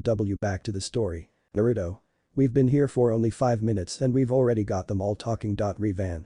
Heh, maybe it won't be so bad here after all. The 3 smirk and continue to walk as a girl with crimson red hair and blue eyes, wearing the Kuo Academy female uniform, looks at them in curiosity. This girl is Rias Gremory, the heiress to the Gremory clan. Rias Gremory. Rias walks away from the window and sits down on a green couch, crossing her legs with her Queen Akeno Himejima behind her. She has black hair tied up in an orange ribbon and purple eyes. Like Rias, she is wearing the Kuo Academy female uniform. Rias? Who were those boys? Akeno. What boys? Rias. The 3 boys that were walking together. Akeno. Well, they look like transfer students. I heard they were in class 2B. One in the middle's name is Naruto Fed, the one on the left is Din Jiren, and the on the right's name is Rivan, but sadly, I couldn't find out his last name. Why? What makes you ask about them, Rias? Oh, nothing, I was just wondering if you knew who they were, that's all. Oh, checkmate. Rias gets up from the couch while Akeno looks down in disappointment. Akeno. AWW Rias. Your trap was very easy to see through. Akeno. Sorry, I did my best to make it harder on you. Rias. Thanks, I look forward to next time. Akeno just watches as Rias strips until she is wearing nothing and steps into the shower, turning it on as Rias stares up at the ceiling deep in thought. Scene change. Classroom 2P POV. Naruto Fed. Teacher. Alright class, settle down, we have 3 new transfer students that I want you all to welcome. The boys start murmuring amongst themselves hoping it's another set of hot chicks, while the girls look disgusted at the perverted thoughts of the guys and just hope it's someone normal. Teacher. Okay, you 3 can come in now. The door to the classroom slides open and 3 familiar people walk in, Naruto, Jiren, and Rivan. Naruto. Hello there, my name is Naruto Fed, but you can just call me Naruto, it is a pleasure to be learning with you all. Naruto flashes a smile making the girls blush and for the boys to scowl and yell out curses. Motohama. Screw you, pretty boy, go die Mitsuda. Yeah, you're ruining the rest of our chances to get laid, Issei. Yeah. The girls then glare at the perverted trio and silence them, and with their silence, the teacher gestures to Jiren. Jiren. My name is Din Jiren, I hope that you will treat us well. Jiren bows with a smile, getting the same reaction as Naruto as the teacher then gestures to Rivan. Rivan. My name is Rivan Himejima and I look forward to learning with you all. Hearing the last name Himejima catches the eyes of many as the class starts to whisper among themselves before Rivan bows respectfully, gaining a smile from the teacher at his elegant manners. Teacher. Alright you 3, you guys can take the 3 open seats, luckily they're right next to each other, so you'll be able to sit with each other. Naruto smirks at the tiny commotion, whilst Rivan looks annoyed at the commotion and Jiren's blank reaction. Time skip afternoon. Rivan. Damn, class was so boring, I thought you said we were supposed to enjoy this life. Jiren. I mean, at least the students were nice to us. Rivan. Easy for you to say, they weren't whispering about you the entire time. Naruto. Pipe down Rivan, they'll get over it soon enough, the only thing that worries me is that the devils here will catch on sooner than I'd like, I'm sure you will be approached by your sister Akeno soon. Rivan. Yeah, you're right about that, the only reason we've gotten as far as we have is because of the human DNA of the Mandalorian race. Naruto.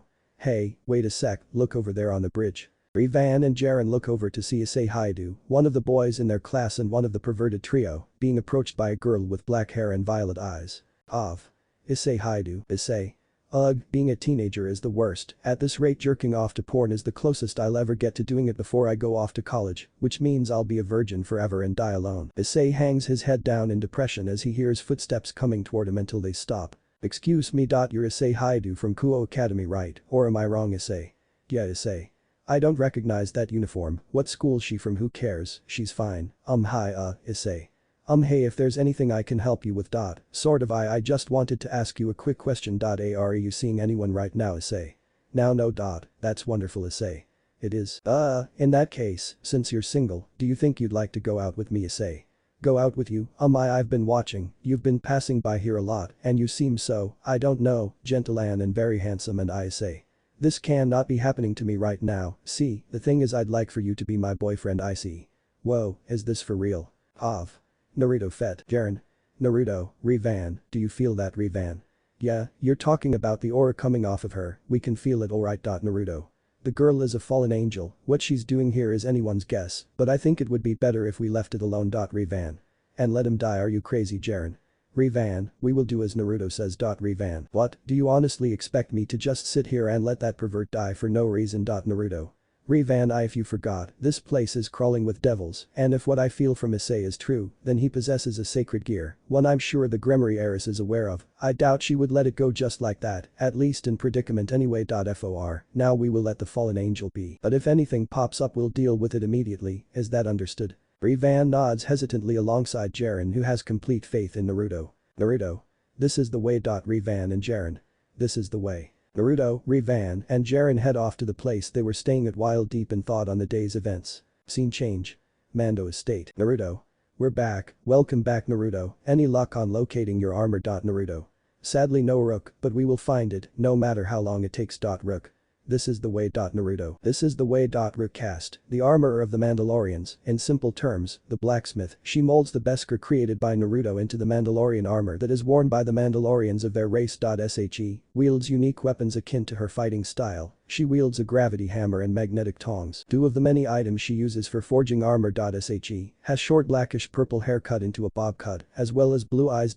She wears a fur coat-like cape over her maroon-red armor chestplate, as well as a brown utility-like belt containing side weapons like grenades. Connected to the belt is a brown Beskar-like cloth shaped like a skirt. Over her hands and feet she wears brown blacksmith gloves and brown combat boots over her gray bodysuit that is underneath her armor and fur coat. She also wears a golden jetpack on her back. Beside her on a table is a golden helmet with spikes on the top and a black curved T-shaped visor like her name. She is one of the rooks in Naruto's Mandalorian peerage, alongside Revan as one of his knights and Jiren as his queen. Leaving 1 knight piece, 8 pawn pieces, and 2 bishop pieces left to be used, as well as 1 rook to be revealed. Rook. By the way, someone came by today. Naruto. Really, who might that be? Revan and Jiren look on interest as they sit down on a couch to listen in. Rook. Your grandfather Azazel. Naruto widens his eyes in confusion as he looks more interested in the recent visitor. Naruto. What did he want and how did he know I lived here? As far as I knew he wasn't aware of my existence. Rook. Well, from what I was told from Azazel himself, he's known about you being alive since you escaped the Sarlacc pit 8 years ago, or so I have been told. He says he wants to have a talk with you and he has something you might want to see. Naruto. Really now, where does he wish to meet and at what time? I'll at least hear what the old man has to say. Rook. All he gave me was an address and a time to meet with you on Sunday at 8 o'clock. Revan. Hey, wait a second, you don't plan on going alone, do you, Naruto? But of course not, I'm bringing you and Jiren with me as escorts. Besides, from what I was told, the old man wouldn't waste potential research, and I'm sure he'd love to take a look at Mandalorian Beskar armor firsthand, wouldn't you say, Jiren? I agree, he won't try anything if we come with you, but if anything happens we're getting you out of there immediately. Without your armor you won't be able to fight at full capacity, especially not against the leader of the Grigori. Naruto. Do as you wish, but we're at least gonna hear him out. He is a part of my family, and if he's anything like my father he won't attack. But embrace. Time skip Sunday meeting with Azazel. Scene change. Azazel's home in Kuo. We see Naruto, Revan, and Jiren standing in front of the address doorstep. Naruto now in his black robes with a strange hilt with black lines on it and a curved edge extending from the top emitter. The hilt's hanging off of his utility waist belt that also holds the holster over his right hip that holds his MK5 sidearm. And Naruto's right is Din Jiren, wearing a black bodysuit underneath his silver-colored Beskar Mandalorian armor, with his right pauldron containing the mark shaped like a mudhorn, symbolizing his signet. He wears a regular Mandalorian helmet with a black T-shaped visor, but with a line over the top, his helmet connecting the back and front together. He also wears a silver Beskar jetpack on his back that's beside a disintegration rifle attached to a dark brown bandolier, connected to his waist belt that is also connected to a holster, contains a sidearm IB-94 blaster for quick draws and easy access. But perhaps what makes Jiren's armor different from Naruto's the most are the wrist gauntlets weapon choice. Instead of having a wrist rocket, he contains whistling birds, tiny dart-like missiles that can easily eliminate multiple threats or neutralize them, depending on the user's wishes, overall making it a different kind of weapon compared to Naruto's wrist rockets. Explosions. On Naruto's left we see Revan Himejima, who's wearing a black hooded cloak cape attached to his red Beskar chestplate over a black bodysuit top and lower black robe, with a red drape hanging down. He also wears 2 red Beskar gauntlets on his wrists, one containing his flamethrower while the other a side blaster. On his waist are 2 hilts that look unique from one another, both being the same type of weapon, lightsabers. But the most unique thing about Revan's armor is the helmet. Unlike most Mandalorians, Revan strays from the T-shaped visor and just has a horizontal black line in the front as a visor, with it being outlined in red paint, with the rest being a normal Beskar color. Jiren. Who knew your grandfather was rich? Revan. No kidding, I mean look at the size of this place, Naruto. Both of you, stay on guard, we don't know who could answer that door. Naruto walks up to the door and rings the doorbell, and to all 3 of their surprise, a man with black hair and blonde bangs, as well as red eyes with a black goatee wearing a gray kimono answers the door, overall looking like an older version of Naruto in his mid-20s to early 30s. Azazel. Hello there, my name is Azazel, and I am the head of the fallen angels. Looking at you and that handsome face I can only assume you are my grandson, Naruto. Naruto. Well, you've got that right, I am Naruto, leader of the Mandalore, and one of the lost heroes from the Great Devil Civil War. Hello there, grandfather, it's a pleasure to meet you, after all, we are family. Azazel walks towards Naruto, but stops as Jiren pulls out his sidearm blaster and Revan his 2 lightsabers, igniting them, showing the purple light for the left and red light for the right. Jiren. I wouldn't do that if I were you. Revan. Not unless you have a death wish. Azazel looks at the two armored Mandalorians behind Naruto in interest at the unique weapons and the familiar looking armor. Azazel. Just like I thought, you are the owner of that armor. Hearing this piques Naruto's interest as he gestures for Jiren and Revan to stand down, causing them to hesitantly do so, but stay on guard at the ready. Naruto. What do you mean like you thought? Do you know where my armor is, Azazel? Sure I do, I know where and who has it, but before we talk business why don't you come inside, I want to get to know my own flesh and blood before talking about all of that. Naruto just smiles as he, Jiren, and Revan follow Azazel into the home. Time skip 1 hour later. Azazel. So wait, let me get this straight, you are engaged to the Satan Leviathan, and you haven't touched her bare ass yet. Naruto blushes looking down, embarrassed as Revan and Jiren, who have taken their helmets off and have set them aside on the floor next to them, begin to laugh at Naruto's expense. Naruto.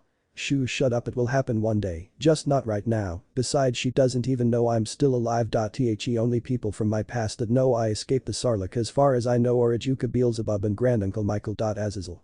Still you can't act like you haven't wanted to touch them. Naruto. Shoo, shut up you damn pervert. Revan. Man, who knew your old man was such a chill dude. Jiren.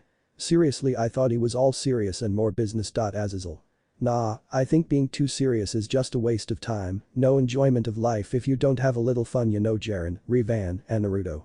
Hear hear. All of them clang their glasses together and take a sip of the contents inside. Naruto's gaze turns more serious as he looks to Azazel, who does the same. Naruto.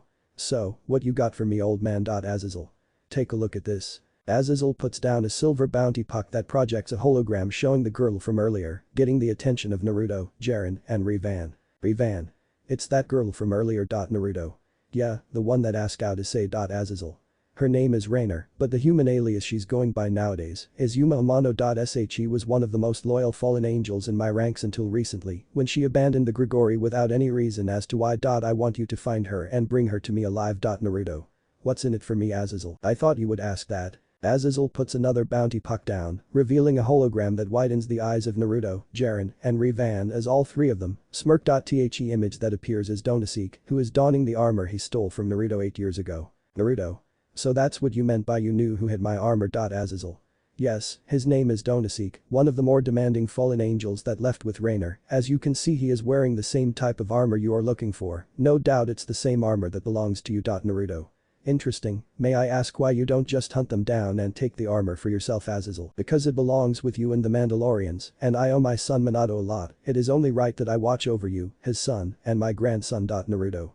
Thank you, grandfather, it means a lot knowing that you do care about me and dad. Azazel. Manado was my greatest creation, when he was born I felt like the happiest man in the world, it was tragic when his mother died, I only wish I could have raised him myself, but I was hunted down from becoming the first fallen angel, and eventually going on to leading the Grigori, it all took too much time up and was no life for a kid, so I put him in an orphanage and could only mentor him from afar, by leaving him books on how to use conjuring magic and books on martial arts. When I heard of his death, I felt like a failure, and that I should have just raised him myself and left the Grigori to someone else. I was depressed, I didn't even get to tell my own son that I was proud of him, but then I heard about you, his son, then it felt like I still had something left to protect. I searched through the underworld trying to find you until word spread in the underworld that you fell into the Sarlacc pit. You were wiped from the underworld's history by the new Satans to make the new generation believe the devils were stronger than they let on. Everyone from the old generation thought you were dead, food to Sarlacc pit, but not me. I believed that you were still alive, and that there was no way something like the Sarlacc pit would take out a fighter like you so easily, and I was right. When I felt your magic I had rushed over to see my older brother Michael caring to you, so I waited for the right time to approach you, and here we are, face to face. If there's anything I would say to you in this moment, it's that I'm proud of the man you have become, with such little guidance too. Naruto. Grandfather, I know I am not my father, but I know if he heard those words from you, he would say the same thing I would, because I forgive you, we are family, and nothing will change that.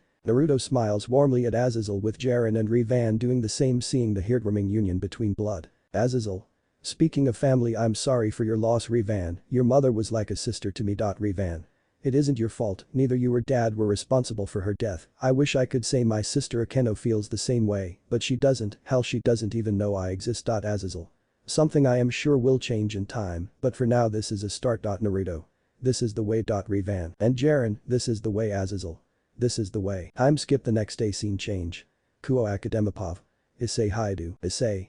Stop screwing with me guys, you seriously don't remember meeting Yuma Mitsuda? Nah dude, name's not ringing any bells. Motohama. I'll say it again, you never introduced us to a chick and it's impossible you have a girlfriend. Say. But that doesn't make any sense, her email address is right here. Issei pulls out his phone, but to his surprise Yuma's email has disappeared. Issei. No way, Yuma's contact information's not in my phone. What in the hell? Issei looks away from his phone and to his left to see Rias Gremory standing there above them at the top of the stairs. Mitsuda. Big E's, 12 o'clock Motohama. Rias random girl. She's so awesome random girl too. And totally gorgeous. Rias walks down the stairs making Issei blush as she passes him giving him a side glance and a smile, shocking him as he watches her fleeing stature. Mitsuda. Filing that image away for later Motohama. There's just something about her, she's like a naughty red-headed princess Mitsuda. Hey, maybe you've been watching too much porn and it's making you cray. Issei. Look, I'm not crazy, I know what happened. Okay Mitsuda. Relax, just come by my place after school today and we'll hang out and watch my treasured collection. Of DVD porn. Mitsuda gets a goofy grin screaming that out whilst girls look at the three boys disgusted at such indecency. Random girl too. All those guys do is jerk off random girl. They're so gross. Random girl too. They're losers. Mitsuda. Anyway, I just got a new disc called Double D's and the Nerds Who Love Them Motohama. That sounds awesome. Didn't you say you also got the latest Gentleman? Cutting to Issei. So weird. Time skip after school scene change. Mitsuda's place. Momo. Transform he ha Motohama. Ooh, this is Momo's latest video. Kamen Rider Pinky Mitsuda. Sure is, I had to pull some major strings. Issei.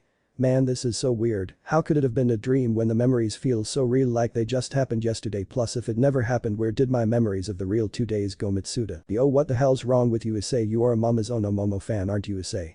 Motohama. Hey let's turn off the lights, it's way too bright in here, I can't concentrate. Mitsuda. Yeah, that's way better. Motohama. I know. Mitsuda turns the lights off, but to Issei's surprise, it appears that they are still on, confusing him. Issei.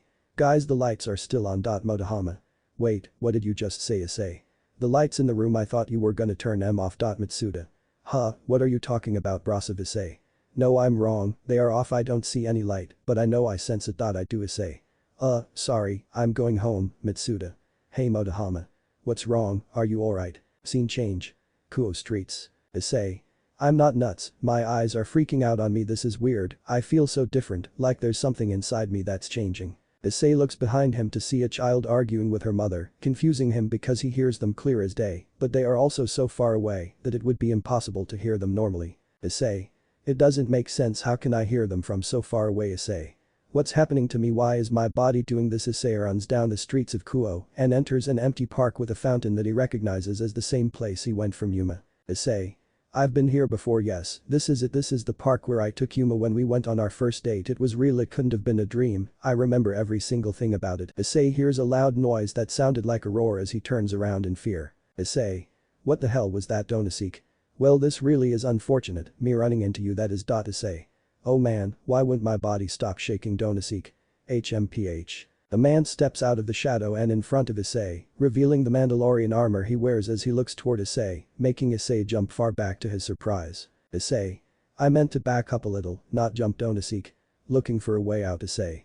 I don't understand what's happening to me. Issei starts to sprint, trying to get away from the armored man, as black feathers fall from the sky over him. Issei. Feathers Yuma. Issei looks up to see the man flying above him with black feathered wings until he lands in front of Issei, making the boy stumble back and drop his school bag. Donaseek. Such cowardice, I can't abide lower class beings. Issei. No, how can this be real? Donaseek. So let's see, it appears as though your friends and master are nowhere to be found, you show no signs of disappearing or any magic circles being deployed. Therefore, I will assume you are nothing but a stray. Is that correct? Donaseek raises his left arm and forms a blue light spear in his hand as Issei starts to run away. Donaseek. And that would mean, killing you won't be a problem. Issei. If I'm gonna die in a dream, I'd rather be killed by a hot chick than a dude, not cool. Donaseek throws the light spear impaling Issei as he falls to his knees in pain. Issei. Man, this blows, big time, this is the worst pain I've ever felt, it didn't hurt near as bad when Yuma murdered me in my last dream. Issei tries to grab the spear only for it to burn his hand, making him scream in pain. Donaseek. Hurts, doesn't it? Light is a deadly poison to your kind, it burns you from within. I thought I finished you off, but it seems you're quite the tough one. Don't worry, I'll put you out of your misery shortly. Issei. I'm done for, someone help me please. Donaseek goes to finish Issei off, but the spear shatters from red and black destruction magic. Donaseek. What did you just do, you little shit, and what the hell is that? Donasik and Issei turn to their left to see a red magic circle with Rias Gremory standing in it as the red magic circle disappears. Rias. Keep your hands off of him, Issei. That red hair did Rias come to save me, Donasik.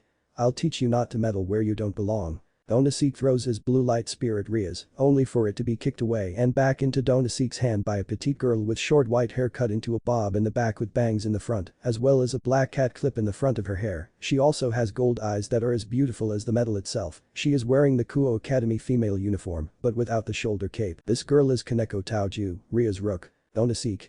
I'm done with you. Donasik charges at them, but thanks to the Mandalorian helmet's 360-degree vision he narrowly dodges out of the way with ease to the surprise of Akeno, who runs next to the other two girls. Rias and Kaneko give the same reaction as all three of the girls prepare to defend against Donasik, who is currently charging at them. But suddenly out of nowhere Donasik gets kicked away by a familiar figure flying in with a jetpack wearing silver-colored Beskar armor. This figure is Din Djarin. Rias looks on in confusion, seeing the male figure arrive, not knowing it to be Din Djarin, as he is wearing his Mandalorian armor and helmet. Donasik.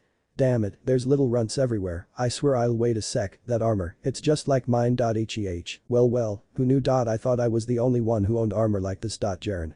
That armor doesn't belong to you. It belongs with the Mandalorians. Hand it over, and I might let you live to see my client. Donasik. Don't make me laugh, like anyone as filthy as you could kill a superior being me, and Mandalorians never heard of them, and neither do I care. Djarin sighs as he looks over at the confused Rias, then at the bloodied Issei, then back at Donasik. Djarin.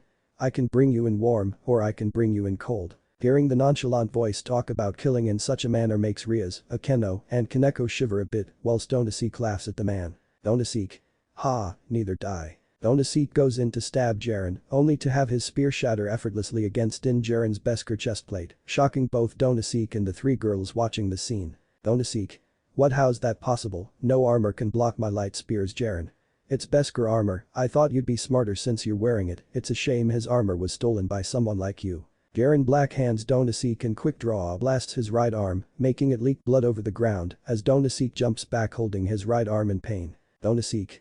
Damn it, this isn't over, Mando. Donasik flies off, leaving a stunned Rias, Akeno, and Kaneko to watch Djarin walk over to the blood on the ground and collect some of it in a vial. Djarin. Mando, ha, catchy, I like it. Rias. Ahem. Djarin looks over to his right to see an annoyed Rias, with a smiling Akeno and a stoic-looking Kaneko behind her. Djarin. Can I help you, Mrs. Gremory? Rias. So you know who I am, Djarin. Yes, my master is very familiar with your family. Rias. So you're a devil then, Djarin.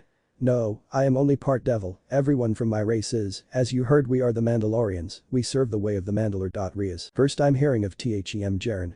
My name is not important and my master's is not for me to give. Rias. Well, if you don't tell me then I'll have to destroy you right here and now. Djarin. You can try, but it won't happen. I'll send my master your regards though. Djarin takes off with his jetpack but gets cut off by Rias' destruction energy, but to Rias' dismay, it bounces off the Beskar like it was nothing. Rias. What? Kaneko.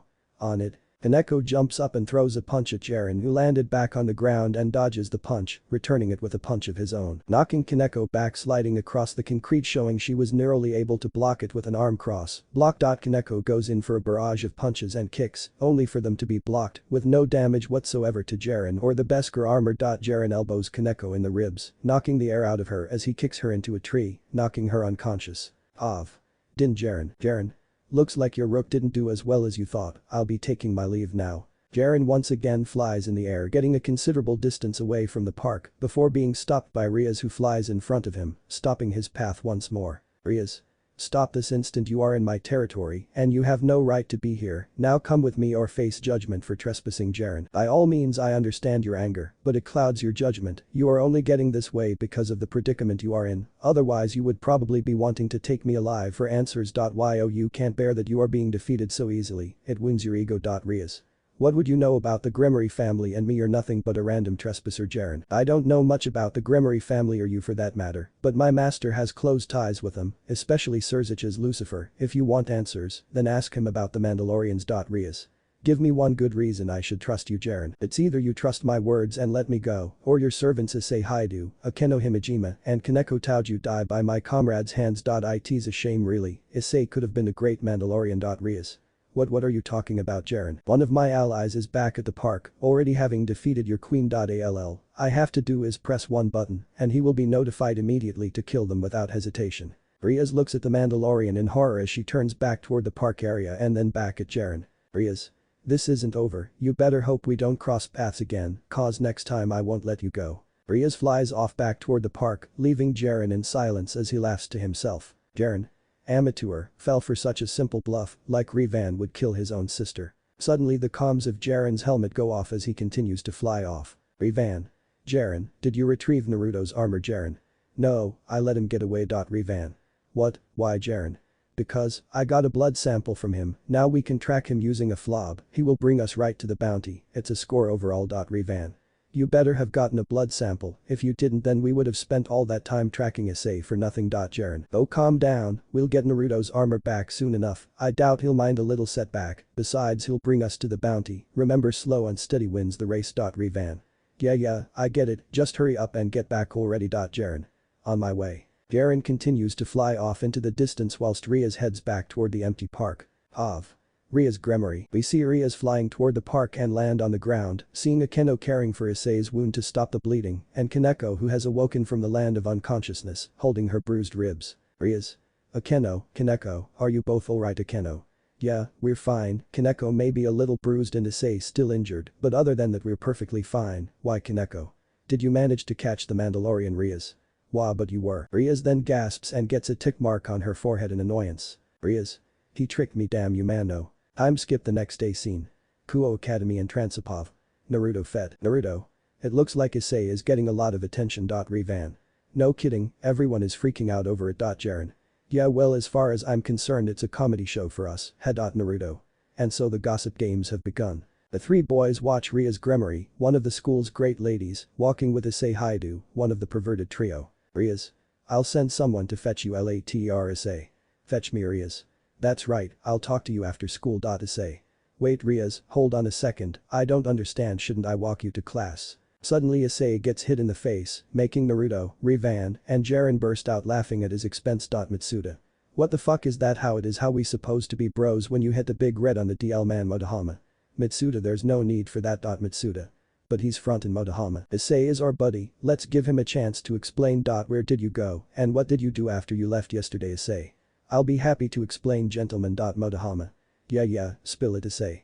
See, yesterday, I was rollin' in some double D's. Mitsuda and Motohama get horrified looks on their faces as they run off to go cry in a corner, while Issei just sighs in relief until seeing the newly crowned king of Kuo walk up to him with his white knight and his dark knight. Naruto.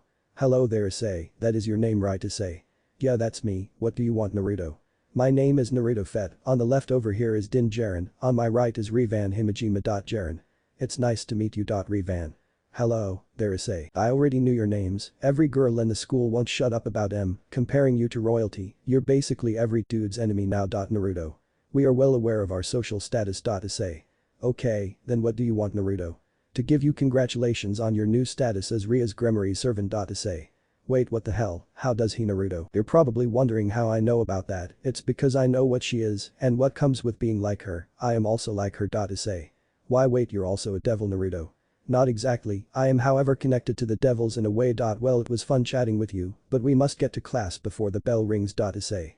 Wait I have more questions. Naruto. Maybe sometime in the future, but for now just know you are always welcome among us. And one more thing, don't mention this chat to Rias, it could cause more problems than you'd like to have. Naruto walks off with Revan and Jaren behind him as Issei just looks at their departing stature in confusion and wonder. Issei. You are always welcome among us, what the hell does that even mean? Of. Rias Gremory. Why the long face, are you regretting your decision to reincarnate him already? Rias looks up to see a girl with black hair and a bob cut as well as pink eyes with red oval glasses, wearing the Kuo Academy female uniform. This girl is Sona Citri, the younger sister to Serafal Citri and the heir of the Citri clan. Sona. Hello again Rias, it's good to see you. Rias. It's good to see you to Sona Sona. Never seen you take on someone so impulsively, judging by the face you had earlier I think you're starting to regret it. Rias. No, it isn't him that's the problem, if anything it's like I've adopted a little brother. Head. Sona. Then what did you looking so down earlier? Rias sheds her smile and looks at Sona with a serious face, making Sona look at Rias with a question face. Rias. Have you ever heard of a Mandalorian Sona? Can't say I have, why do you ask Rias? Something weird last night happened. We ran into a fallen angel wearing unique looking armor and when we tried to defend against him another guy with similar armor appeared out of nowhere and kicked him away. Sona. Unique armor Rias. There's more to it. This guy claimed to be from a race called the Mandalorians. He said that the armor the fallen angel was wearing belonged with the Mandalorians. We thought he was crazy. None of us had ever heard of such a race. Not even the fallen angel knew about them. Sona. That is strange. Did he say anything else, like any clues or indications that might help us solve this issue? Rias. He said his master knew the Grimmery family and that he had close ties with them. He said if I wanted answers, I'd have to ask my older brother, the Grimmery closest to his master. Sona. I see. Well, it's better that you ask your older brother about them. I'll do the same with my older sister, as much as I hate her giant affection towards me. Rias. Sounds good. I'll let you know if I find anything. Rias and Sona smile at each other before noticing the new 3 transfer students walk up to Issei and have a little chat with him. Sona. Naruto Fett, he's an interesting one, isn't he? Rias. Indeed, but I'm more interested in the Dark Knight behind him. Sona. You mean Rivan Himejima, don't you? Rias. Yes, it isn't every day that you see a name like that. It makes me wonder how Akeno feels about it. Sona. You think they're related in some way? Rias. No way, Akeno would have told me if she had a brother. The name has to be a coincidence. I mean the 3 of them aren't even supernatural beings. All I can feel coming off of them is what a regular human gives off. Rias and Sona watch Naruto, Rivan, and Jiren walk past Issei in wonder as they widen their eyes a bit, seeing Naruto look up to meet their gaze while walking, surprised at his self-awareness. Time skip afternoon. POV. Issei Haidu. We see Issei with a hand on his face leaning on his desk in boredom, waiting for the person coming to retrieve him. Issei. I don't know who they're sending to fetch me, but they're sure taking their sweet ass time. Issei looks up at the ceiling in thought, getting a flashback to Naruto's words as he looks over to the golden blonde and black-haired boy talking to Rivan and Jiren casually about random things. Issei. Who is he and why does he want me to keep him knowing about Rias' secret? Who cares as long as he doesn't stop me from touching Rias' beautiful bazongas. Suddenly, the girls start to scream in excitement, seeing Kibayuto the school's prince appear in the doorway, with Naruto, Rivan, and Jiren giving a side glance in interest. Kiba. Hey random girl. Look, it's Kiba. Issei. Look, oh my god, it's Prince Golden Nuts. Shut up, Kiba. You all look lovely today. Random girl. You look better random girl too. I'm sorry the room's not cleaner. Kiba. Ah, there you are. Issei. Huh. Issei watches Kiba walk over to Issei's desk with a smile. Issei. Yeah, this is my desk. Kiba. Excellent, I'm here on an errand from Rias Grimory. Issei. Wait, is this the fetching? Kiba. Would you mind coming with me random girl? Oh my god, is Kiba Cake's about to walk out of this room with Weasel Boy random girl too. Kiba, don't do it, you'll catch pervert, you'll lose all your friends and smell like moldy meat. Issei. Everybody just simmer down, I promise not to drain his pimp juice. Issei follows Kiba out of the room to the dismay of all the girls and to the giggles of Naruto, Rivan, and Jiren, who just can't help but laugh at Issei's sense of humor. Naruto Fett. Naruto. I wonder if he'll actually keep the secret. Rivan. Wait, you're telling me you're not sure he'll even do it? Naruto. Yup. Rivan. Then why reveal yourself? It doesn't make sense. I mean. Rivan stops rambling from Jiren, putting a hand on his shoulder. Jiren. Rivan, after all this time, I've learned not to question Naruto, he's an unpredictable person. Rivan. Yeah, I know, but still, do you really think we can put all our faith into Issei, a pervert, not telling Rias Grimory, one of the girls he lusts after the most, that we know of her existence as a devil? Naruto. You're wrong about him, Rivan. Issei may look and act like a pervert, but I can tell you now that he's only like that because he wants to be loved. Rivan. He wants to be loved. What do you mean by that? Naruto. When I look at Issei, the way he acts, the way he is, I see someone who wants to be more than just a pervert. Yes, he has a perverted mind, but he isn't a complete pervert, I can see it, he wants to live a happy life, a life filled with love. I can feel it in his aura. Rivan. You can feel all of that from reading his aura. Jiren. You may wield the force like Naruto, Rivan, but you don't have half the experience Naruto has with it, he's had it ever since he was born, you've only had it ever since you were reincarnated. Naruto. Correct again Jiren, Rivan still has much to learn, but in time I know he will be able to master wielding the force, he is one of the few lucky Mandalorians that have inherited the ability, and all of them prefer lightsaber combat like you. Rivan. What can I say, I have always had a knack for swordsmanship, but the blades you taught me how to create have made me much stronger in it. Naruto. It is only right that I taught you, every Mandalorian has a right to use whatever weapon of their choice, weapons are an essential part of our religion. This is the way. Rivan and Jiren. This is the way. Naruto. Speaking of Issei, Rivan, I have a task for you. I want you to watch over Issei tonight, while me and Jiren work on the tracking fob. Rivan. Finally a reason to wear my armor outside the house. Jiren. Have fun with that, it's gonna take at least a day or two to get the fob working properly. Naruto. Yeah, well, that's what happens when you're a part of the most technologically advanced race. Everything takes time to make when it's not a weapon or armor. Well, we're heading home, Sayuri Van, have fun. Naruto and Jiren stand up from their respective desks and walk out the door, leaving Rivan to look up at the ceiling and smile. Rivan. Soon Akeno, we'll be reunited after so long. If only father hadn't split us apart from birth. Time skip 3 hours later. Pav. Rivan Himajima. Rivan. Man, this is so boring. I've been watching him non-stop for only a few hours and yet it feels like nothing has really happened. Suddenly a purple barrier appears, catching Rivan's attention. Rivan. Huh, maybe tonight won't be so boring after all. Rivan leaps into the air using the force to go higher as the bottoms of his armored boots activate, showing that they are rocket boots to allow him to fly while using the force to keep balance. Rivan soars through the sky before coming upon a scene that makes him smirk. Rivan. Looks like that tracking flob will be doubled after this. Of. Issei Haidu. Halwarner. What a surprise, you're not what I thought, but I am certain you are the one I was sent to find. My name is Calwarner and I have orders to destroy you. This is truly unusual. Issei. What's going on, Calwarner? Why are you still alive? Calwarner's black wings burst from her back, revealing her race to Issei. Issei. A fallen angel. Calwarner. She was supposed to have taken care of this already. Calwarner forms a yellow light spear and throws it at Issei, who dodges out of the way, revealing the Gremory crest on his hand. Calwarner. Is that the Gremory family crest? Issei. Does this mean I'm about to be killed again? Calwarner. So you're the one Donaseek mistook for a stray my, isn't that interesting? The fact that you're a member of the Gremory household just makes it all the more important that you are destroyed. Of. Rivan Himajima. Issei. Focus Rivan. Interesting. The green light appears around Issei's hand as a green gem forms with a red scaly brace, blasting a green beam at Calwarner that would have shredded her clothes, but it gets redirected away from her and into the sky by a force push from Rivan, confusing Calwarner as she looks to the ground, seeing Rivan. Calwarner. And who the hell are you? Rivan looks up at Calwarner, shocking her at seeing the Mandalorian helmet under the hood and armor he's wearing. Rivan. Someone who will be more powerful than you could ever become. Calwarner. That armor, you're the guy who injured Donaseek badly, aren't you? That wound was a pain in the ass to heal. Rivan. You mistake me for my comrade, I am not the same Mandalorian who fought Donaseek, way different from that one in fact. Where he likes to use blasters more, I like to use lightsabers more. Rivan ignites both of his lightsabers, revealing the red and purple blades to Calwarner. Calwarner.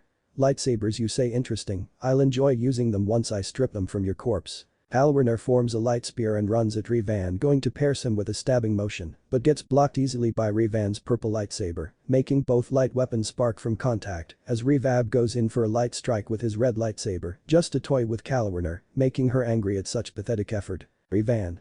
What's wrong, are you angry? Calwarner. Why you, don't you underestimate me? Calwarner goes in for an overhead strike, only to get blocked by both of Rivan's lightsabers in a cross guard. Rivan. You let your anger cloud your judgment. Calwarner. What would you know about anger? Rivan. I know plenty, I know that it can make you stronger if you use it right. Rivan parries Calwarner and goes in for 2 strikes, chipping her light spear when she goes to block both attacks. Calwarner goes in for a piercing strike with her chipped light spear, but misses as Rivan tilts his head out of the way, dodging the attack and striking back with a double swing, ultimately destroying Calwarner's light spear and slashing her waist, making it bleed and spill some blood on the ground. Calwarner, being defeated by Rivan, goes to run, but gets shocked by blue force lightning coming out of Rivan's hands. Rivan stops shocking her and looks down at her fallen and slightly burnt stature. Rivan. This is what anger can do if you use it right, let it be your strength, don't let it be a cloud that distracts you. Rivan reignites his red lightsaber and cauterizes Calwarner's bleeding side wound. Rivan. Now go, there is much to learn before our next battle. Calwarner. You're letting me go, but why? Rivan. Because you have much potential and I have other reasons for letting you go. Calwarner hesitantly stands up and releases her wings, looking back one last time at Rivan, then back at the stunned Issei, who isn't even paying attention to the red gauntlet anymore, too stunned to even say anything at the excellent swordsmanship. Calwarner looks back to Rivan with an unknown spark before taking off and flying away, leaving Rivan to walk over to the blood and collect some in a vial. Issei. Dude, what the hell was that? That was awesome. How did you do that? Rivan. With a lot of practice and discipline. My master taught me everything I knew about how to properly wield my power. Maybe yours will too in the future. I already know you will surely tell her about this incident alone, because you awakened your sacred gear. Just know that I will always be loyal to my master's will and the way of the Mandalore. This is the way. Before Issei could say anything, Rivan jumps and activates his jet boots, flying off into the air, leaving a stunned Issei to gawk at the badass exit. Time skip 1 hour later. Scene change. Old school building. Pav. Rias Gremory. Rias. Congratulations, you found it. Now that it's been activated, all you have to do is decide when you want it on or off. The red gauntlet on Issei's hand disappears in a green light, relieving his arm of the sacred gear. Issei. Thank goodness, that was really gonna slow me down in my alone time. Akeno. I'm so proud of you, Issei. You are. Thanks, Rias. This does put me in a strange position. The fallen angels now know, not only are you still alive, but you've been reborn as one of us, which is bound to make things more complicated around here. Issei. Yeah, I'm so sorry, Rias. I know it was just an accident that you ran into her, but remember. Don't get carried away now that you've unlocked the sacred gear and try to fight them alone. That's disrespectful to the rest of us. Issei. Thank you, I understand completely, but there's just one issue with that statement. Rias. And what might that be, Issei? It's that I wasn't alone. Some guy appeared when I awakened my sacred gear. He wore strange armor and called himself a Mandalorian. Hearing this attracts the attention of Rias, Akeno, and Kaneko, who all remember someone like that from yesterday. Rias. Issei, what did this person look like, Issei? Well, this person had a helmet on with a black horizontal visor with a red outline around it and a line going down the middle of it, making it look T-shaped. He was wearing a black bodysuit underneath maroon armor that was also underneath a black cloak. And he had these awesome looking laser swords. One of them was purple and the other was red. I think he called them lightsabers if I remember. He also had these insane jet boots that allowed him to fly without wings. He fought like a professional swordsman and looked totally badass. Rias. I see, then he isn't the same Mando we saw yesterday back at the park, Issei.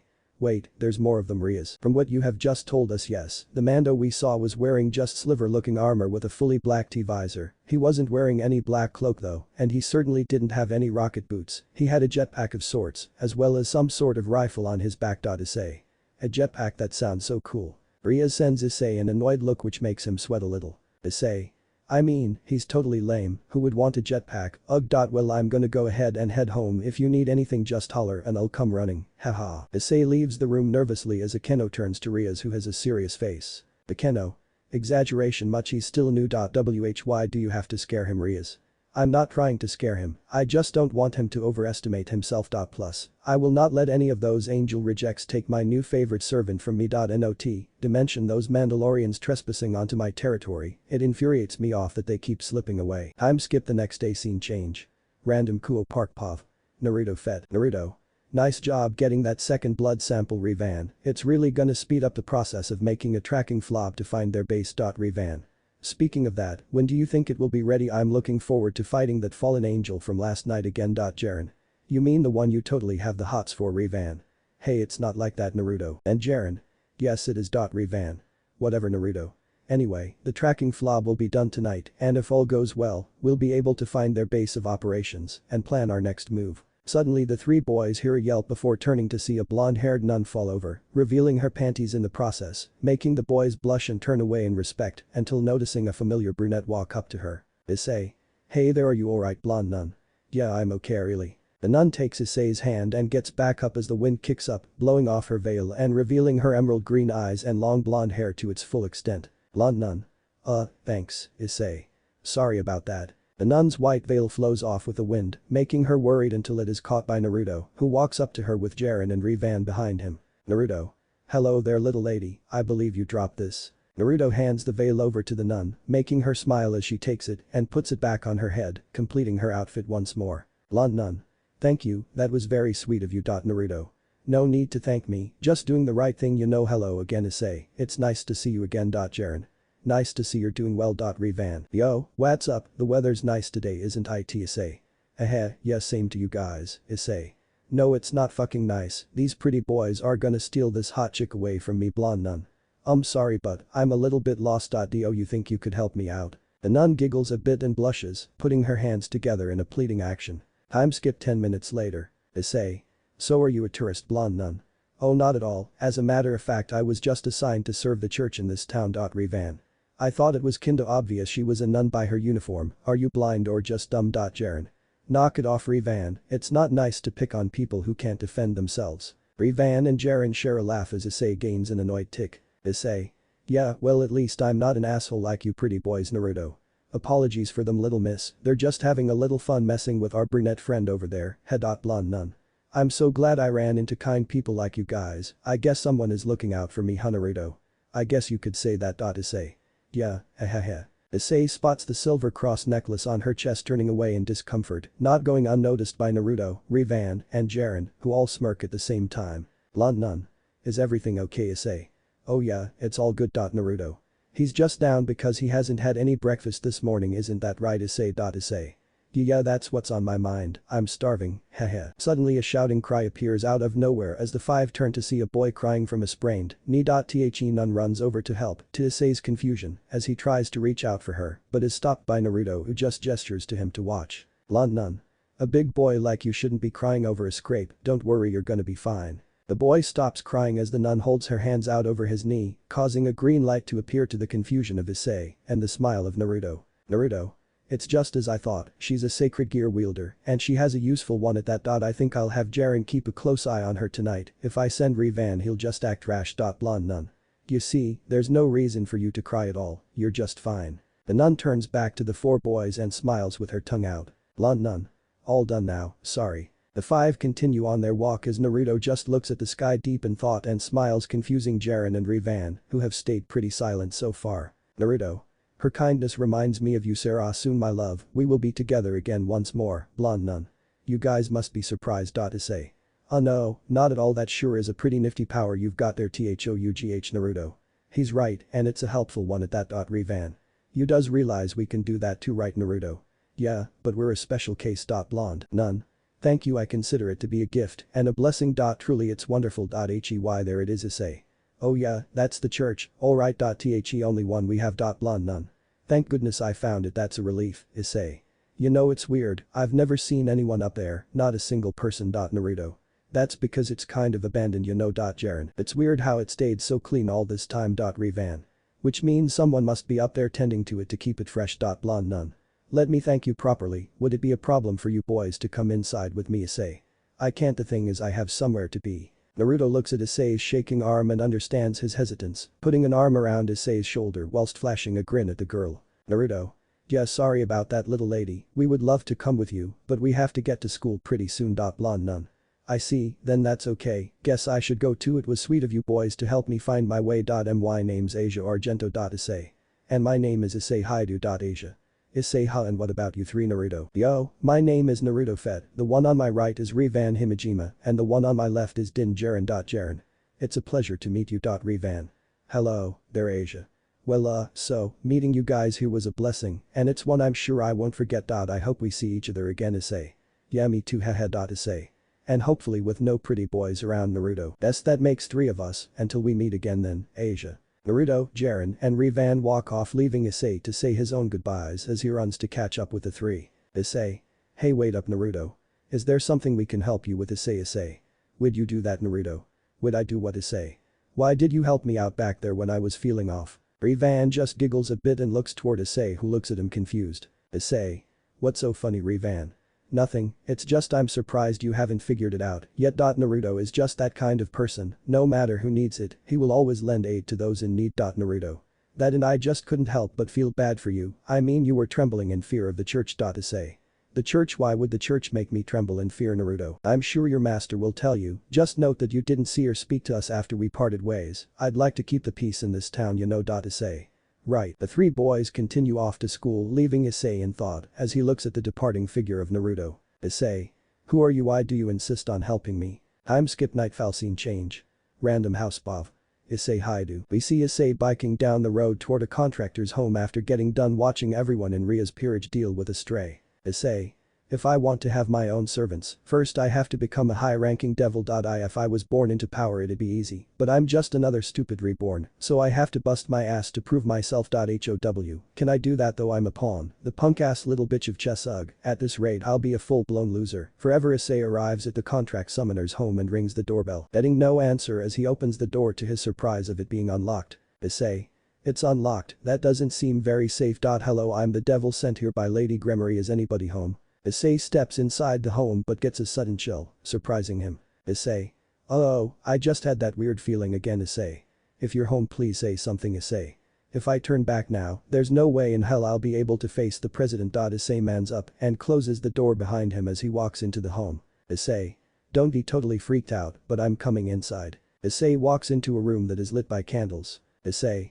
Nice of them to set the mood. Can anyone hear me? Issei steps in a wet substance on the floor, freaking him out as he checks his now soaked sock. Issei. The floor is wet. Is this blood? Issei looks down and follows the red substance to see a mutilated corpse, shocking him and making him sick. Issei. Holy shit, punish the wicked, words to live by. Yes, wise advice to head from a holy man, heh. Issei turns to see a blonde man on a couch who turns to him with a wicked face, weirding Issei out as he stands up. Well, you just walked into the wrong house. My friend Fried sells in here at your service, and you must be the scared little whose devil ass this holy priest is gonna exorcise. Issei. A priest. Issei. So you're the one who did this, huh Fried? Summoning you was proof he's done being human. End of the line sinner, so I had to chop him up into little bitty pieces. Putting out degenerate devils and the lost souls who cry out to them is my job. And no one is better at it than me. Fried pulls out a gold hilt and a gun, igniting the hilt and making a cheap imitation of a lightsaber. Issei. That's a sword of light, it looks just like one of his weapons. Issei gets a flashback to Revan's purple and red lightsabers. Fried.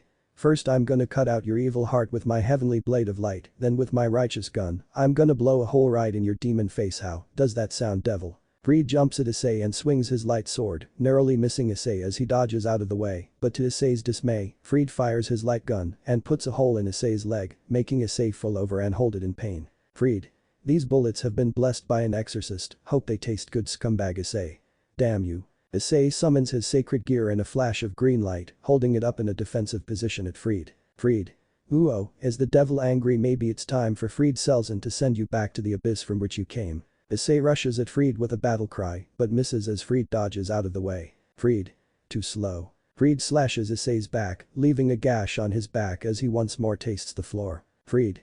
Get a guy all warmed up and only leave him half-cooked. That's no way for a lady to treat a gentleman like myself. Suddenly a familiar nun screams, causing Issei to turn along with Fried, who looks annoyed. Fried. What the hell, Asia? What are you doing here? Are you done creating the barrier already, Asia? Don't do this, Fried. Right, a newbie. Well then I guess it's time you learn this is what the job is, my dear. We dispose of unfortunate people who have been bewitched by the evil devils. Asia turns around and gasps to see Issei laying there on the ground injured. Asia. No, it can't be Issei. Asia. Fried. What's going on? Do you two know each other, Asia? Issei, why are you here, Issei? I'm here because I'm a devil, Asia. Asia. No, that can't be true, Issei. I didn't want to lie to you, I swear that I didn't. That's why I decided it was best not to see you again. Please forgive me, Asia. Oh heavens, Fried. Not that this isn't heartwarming, but you and your friend here have no business being together. The fallen angels have expressly forbidden all forms of contact between our kind and theirs. Have you forgotten that already, Issei? Fallen angels, Fried. Now then, shall we go ahead, do what we came here to do? Not that it matters much, I hope you said your prayers. Asia gets in front of Fried, blocking him from attacking Issei. Issei. Asia. Fried. You've got to be kidding me with this. Asia. Please don't, I beg you for mercy, forgive this man's sins. Father, couldn't we just let him go? Fried. That thing isn't a man, it's a devil, you made a pledge to defeat our enemies. Asia. It doesn't matter to me what he is, there's goodness in him, I know it, you can't just kill him. How could you actually believe the father would approve? Fried. Enough of this bullshit. Fried slices Asia's clothes open, cutting her bra in two and the cross off of her neck, revealing her. Issei. Don't you touch her. Issei tries to get up, but is unable to because of the pain from his injuries. Fried. You've lost your fucking mind. What, are there maggots growing inside that stupid head of yours? Our fallen angel friend said, I wasn't supposed to hurt you, but I don't give a damn about that now. You know what happens to naughty girls, don't you? Fried grabs Asia and pins her against the wall, with her hand stuck from his light sword. Issei. Asia. Issei tries to get up to defend Asia, but helplessly fails and watches Fried grope Asia. Fried. Why shouldn't an upstanding priest do what he wants with a filthy tramp like you? That's not so wrong, is it, Asia? Don't hurt me, Issei.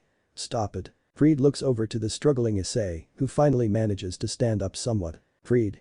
Look boy, you wanna watch this go down, you're gonna have to pay for it. Nothing is free, Issei. I'm not kidding around, let her go. Fried whistles in arrogance, taking the light sword, holding Asia up and holding it in a stance at Issei, making Asia fall to the ground free of her restraints. Fried. Well, think you can take me down? Then come over here and show me what you've got, Asia. No, you don't have to do this, Issei. There's no way I can win, if I go through with it I'm probably gonna die, but she put her life on the line to protect me, she saved me, I'll save her, Issei. Bastard. Issei swings at Fried, hitting the man in the face and knocking him onto the ground. Fried sits up and wipes his mouth, spitting out blood in the process. Fried. I'll admit, I'm impressed. What do you say, we go for a new world record, devil scum? Let's see how many pieces of meat I can chop you into. Issei tries to dodge out of the way, but is unable to thanks to his injuries to the horror of Asia and the pleasure of Freed, who soars down toward Issei, ready to cut him into pieces, until a red magic circle appears as Kiba jumps out blocking Freed's attack with his metal blade. Issei. Kiba. Hey Issei, thought you could use a hand Akeno. Oh this is gross, talk about a nasty mess. Kaneko. An exorcist. Akeno and Kaneko step out of the portal to the happiness of Issei. Issei. You guys came Freed. Hell yeah, now we got ourselves a good old-fashioned gangbang. Kiba. You're done here, sorry to disappoint you, but he's one of us. Freed. Oh I'm far from disappointed, trust me, so what's the deal, you're the pitcher and he's the catcher. Kiba. For a priest that's quite a mouth you got there. Freed. What are you, the impiety police? Get off your high horse douchebag, hunting your kind is my only concern, so stop preaching and let's get to it. Akeno. My, this guy's certainly a piece of work. Freed. And you my dear are a hot piece of ass. Oh those eyes are killing me, there's nothing that I lust after more than a sexy devil bitch. Rias. If you want it, come and get some. Suddenly red destruction magic launches at Freed, hitting him head on and revealing that Rias Gremory has now arrived, standing in front of Issei. Rias. But I really don't think you can handle it. Nobody hurts one of my servants. Issei. President Freed. Well, look who finally showed their tits, don't get ahead of yourself though cause I'm pretty sure I just hurt him. Rias. It's alright, I'm here. Issei. Thanks a lot, I'm sorry that I let you down again. I tried, but I failed you, Rias. Look at how hurt you are. Issei. I'm the one who failed you, I sent you into the hands of an exorcist, and I had no idea. There was a barrier in place until a moment ago, so we didn't even realize. Freed then starts to kick Asia repeatedly in anger. Freed. You were supposed to make the barrier bitch. Issei. Please don't hurt her. Rias. I never forgive people who try to do harm to one of my servants, nor do I pick on those who pick on the weak, and I especially don't tolerate insidious wretches like you. Your terrible evil has no place in this world, that's why I'm here to purge it. Rias gets surrounded by a red aura, making her hair flow like there was an imaginary wind, as Freed backs up a bit while keeping calm. Freed. Well shit, big red over there could be a problem, I may need some backup. Kaneko, who's holding a couch over her small figure, sniffs the air, getting a familiar and wretched smell. Kaneko. Fallen angels are here. Freed.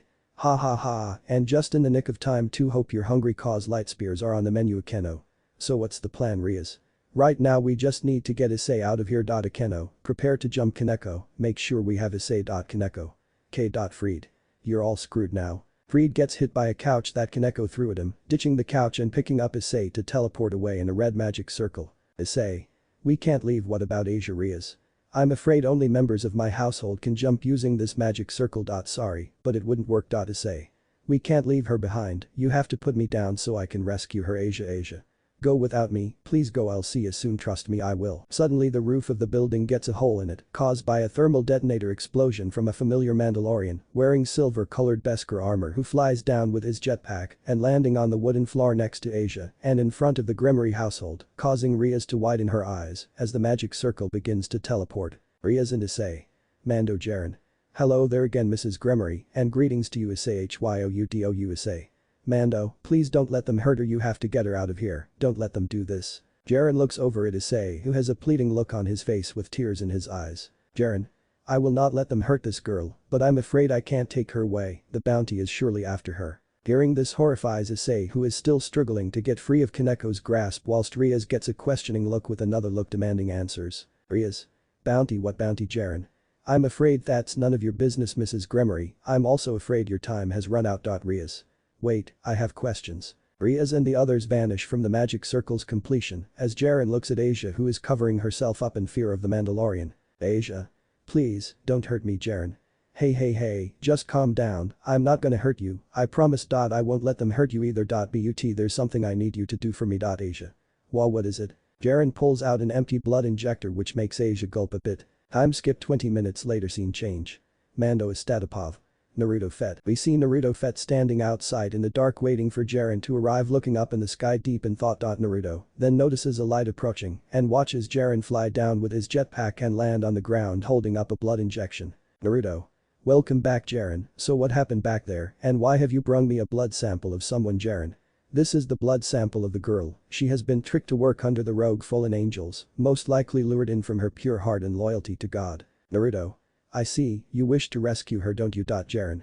I do, she reminds me a lot of my younger self back before joining the church. I also saw Issei Haidu there on contract business, no doubt he will also want to rescue her. Naruto just smiles and takes the blood sample from Jiren and injects it into a newly built tracking fob, handing it back to Jiren afterwards, confusing him.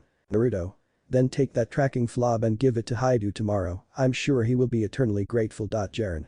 But Naruto, wouldn't that be revealing our identities to him though? Naruto.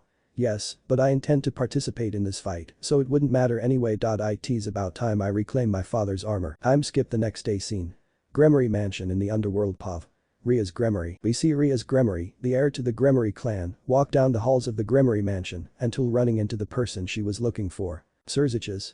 Rias, it's so great to see you. Surziches. Lucifer, the newly crowned Devil King Lucifer and the big brother to Rias Gremory, leaps in to hug Rias, who just dodges out of the way, letting Surziches fall to the ground with a depression cloud above his head. Surziches. Rias, why do you have to be so mean to your big brother? Rias. Maybe because right now is not the time. Hearing the serious tone in Ria's voice makes Surziches straighten up and look at her professionally. Surziches. What's the problem? And do not say it's about Riser, we have been over this already. I'm trying my best to do everything I can to stop this engagement. Rias.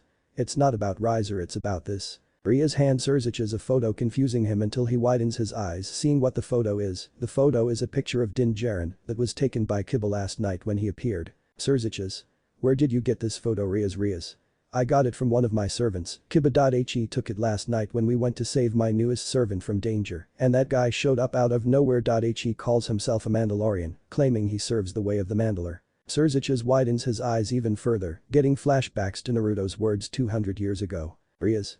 He says that his master knew the Gremory family and was close to them, but something that caught my attention the most was when he said his master and you were the closest out of anyone in our family. Surziches. His master, he must have been a devil then. If anything, it's impossible for him to have been close to us otherwise. Rias. No, he said he was only part devil, and from what I have seen it is true, his energy doesn't feel like a devil, angel, or fallen angel. It felt like a different being altogether, but what was strange about it was that he could resist devil powers like it was nothing, like he had devil powers of his own. Surziches. What about your destruction magic? Surely he couldn't have avoided it. Rias. He didn't need to, his armor was made of some indestructible material. I think he called it Beskar or something like that. Surziches. I see, I will definitely look into this, it is concerning me and making me question what I have seen with my own eyes. Rias. What do you mean, big brother? Is there something you know about the Mandalorian? Surziches. I know a lot about them, but before I can tell you about them, first I must tell you about your other older brother. Rias. Wait, what, I have another brother? Surziches. Yes, you do. Rias. Where has he been all this time then? Surziches. I'm afraid he is no longer with us. Hearing this makes Rias look down in sadness. Rias. Wow, what was he like? Surziches. He was a kind soul, one that was conspired against among our kind before he was even born. Rias. What do you mean? Surziches. Our brother wasn't a pure-blood devil, nor was he even our brother at all, he was a cousin, he was a human devil-angel hybrid, which shouldn't have even been possible, but he was living proof of it. His father wasn't a devil, his father was an angelic human, his name was Manado Fett, one of the most honorable men I have ever known. Rias. Fett. Rias gets a flashback to Naruto Fett looking up at her and Sona in Kuo Academy a couple days prior to this encounter. Rias decides to stay silent and listen to Surziches more before deciding her next move. Surziches. Yes, Manado Fett and his mother was our aunt, Kushina Gremory, a pure-blood Gremory. Sadly she passed away in childbirth when me and our brother were born. Seconds later it broke Manado. The only thing keeping him going was his son Naruto Fett. Rias widens her eyes hearing the name, but regains composure and looks at Surziches curiously. Rias. What happened to Manado? I haven't seen him around the underworld at all. Surziches. He was killed in the Devil Civil War between the Old Devil faction and the Anti-Satan faction. He died an honorable death, protecting the one thing that meant to him the most. His son Naruto never had the love of a mother in his life, so seeing the only family he had left just be killed right in front of his eyes, it devastated him. His eyes were never the same after that. The ocean blue eyes that we saw had changed into a crimson blood red. The anguish was too much for him to handle. Rias holds her hands up to her mouth, covering it in shock from the tragic story of her long-lost brother. Rias. That's awful. What happened to him? Was he okay? Surziches. Our parents took him in, they were one of the only people who had the right to. He was a part of our clan to some extent. He didn't change his name though, he kept it as Fett to honor his fallen father. Rias. Can I see a photo of him? Surziches. Sure, follow me. Rias and Surziches walk through the halls of the Gremory mansion before heading outside to the Gremory graveyard, where they walk in front of two graves in particular. The graves of Manado Fett and Naruto Fett, side by side with Minto's on the right of Kushina Gremory's grave. Surziches.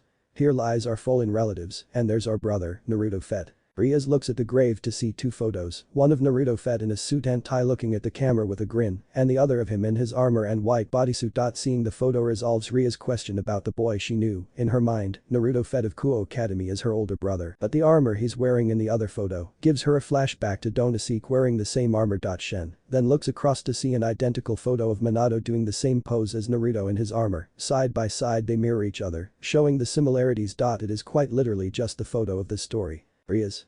That armor, I've seen it before, Surziches. It's impossible that armor was lost when our older brother died in the final of the war. He was knocked into the Sarlacc pit, we would have tried saved him, but the old Satan faction used magic to bury it alive, and burying our brother in tow. Rias. I haven't heard of this event in the history of the underworld. Why is that, Surziches? The new Satans deleted all records of his history to boost the morale of the devils that were left after the war. I was against it, but I had no choice but to agree with it. I've regretted letting him fight alone ever since. If only I was there to help him, he would be here with us right now. Rias. Big brother. Rias hugs Surziches, who is in tears by now, on his knees in regret. Rias. It's okay, it wasn't your fault, Surziches. But I let him die. Rias. He isn't dead. Surziches looks up at Rias in shock and confusion with a little bit of hope. Surziches. What do you mean he isn't dead, Rias? Remember I showed you a picture of that Mandalorian, Surziches? Yeah, but it could have just been a devil posing, Rias. It wasn't, he wasn't the only Mandalorian who showed up. My servant Issei had an encounter with another one wearing red Beskar armor. He used some kind of light sword. Issei said he called them lightsabers. That's not the only proof of him being alive though. I said I've seen that armor somewhere, because I have. We ran into a fallen angel who had it on. My guess is that Naruto fed is alive and is trying to reobtain his armor. Surziches stands up and looks at Rias, widening his eyes and gaining a smile of joy, believing Rias' words to be true, but unknowingly being left out from the full truth that Rias is hiding. Surziches. He's alive. This is big news. I have to tell everyone this revelation. This could change everything for Devil Society. Rias. Wait, big brother, I know you're excited and happy right now, but what if he hasn't come back to us yet for a reason? Surziches looks at Rias with a look of understanding, realizing that what she's saying is true, before remembering her engagement with Riser Phoenix, causing him to smile. Surziches. Even now you're still protecting the ones you love, Naruto. Flashback 200 years Agapov. Surziches Gremory. Naruto. We may not share blood, but we are brothers. Flashback END Surziches. Even now you're looking out for our little sister, Surziches. Okay, I'll keep it to myself until he makes his next move, but if you see him, please tell him that I'm sorry and that I should have been there for him. Rias. If I see him, I will, but I know that he would forgive you if what you have told me about him is true. Scene change. Citri Mansion Pav.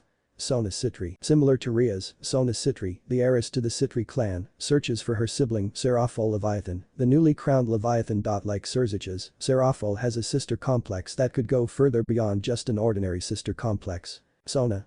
Sister, stop, it's Seraphol. But why? It's been so long and I just want to hug you, Sona. Seraphol, I'm serious, Seraphol. Fine. Seraphol reluctantly lets go of the hug, causing Sona to think fast before she changes her mind and hands her a picture, the same picture Rias handed Surziches, making Seraphol widen her eyes and gain a look of disbelief. Seraphol.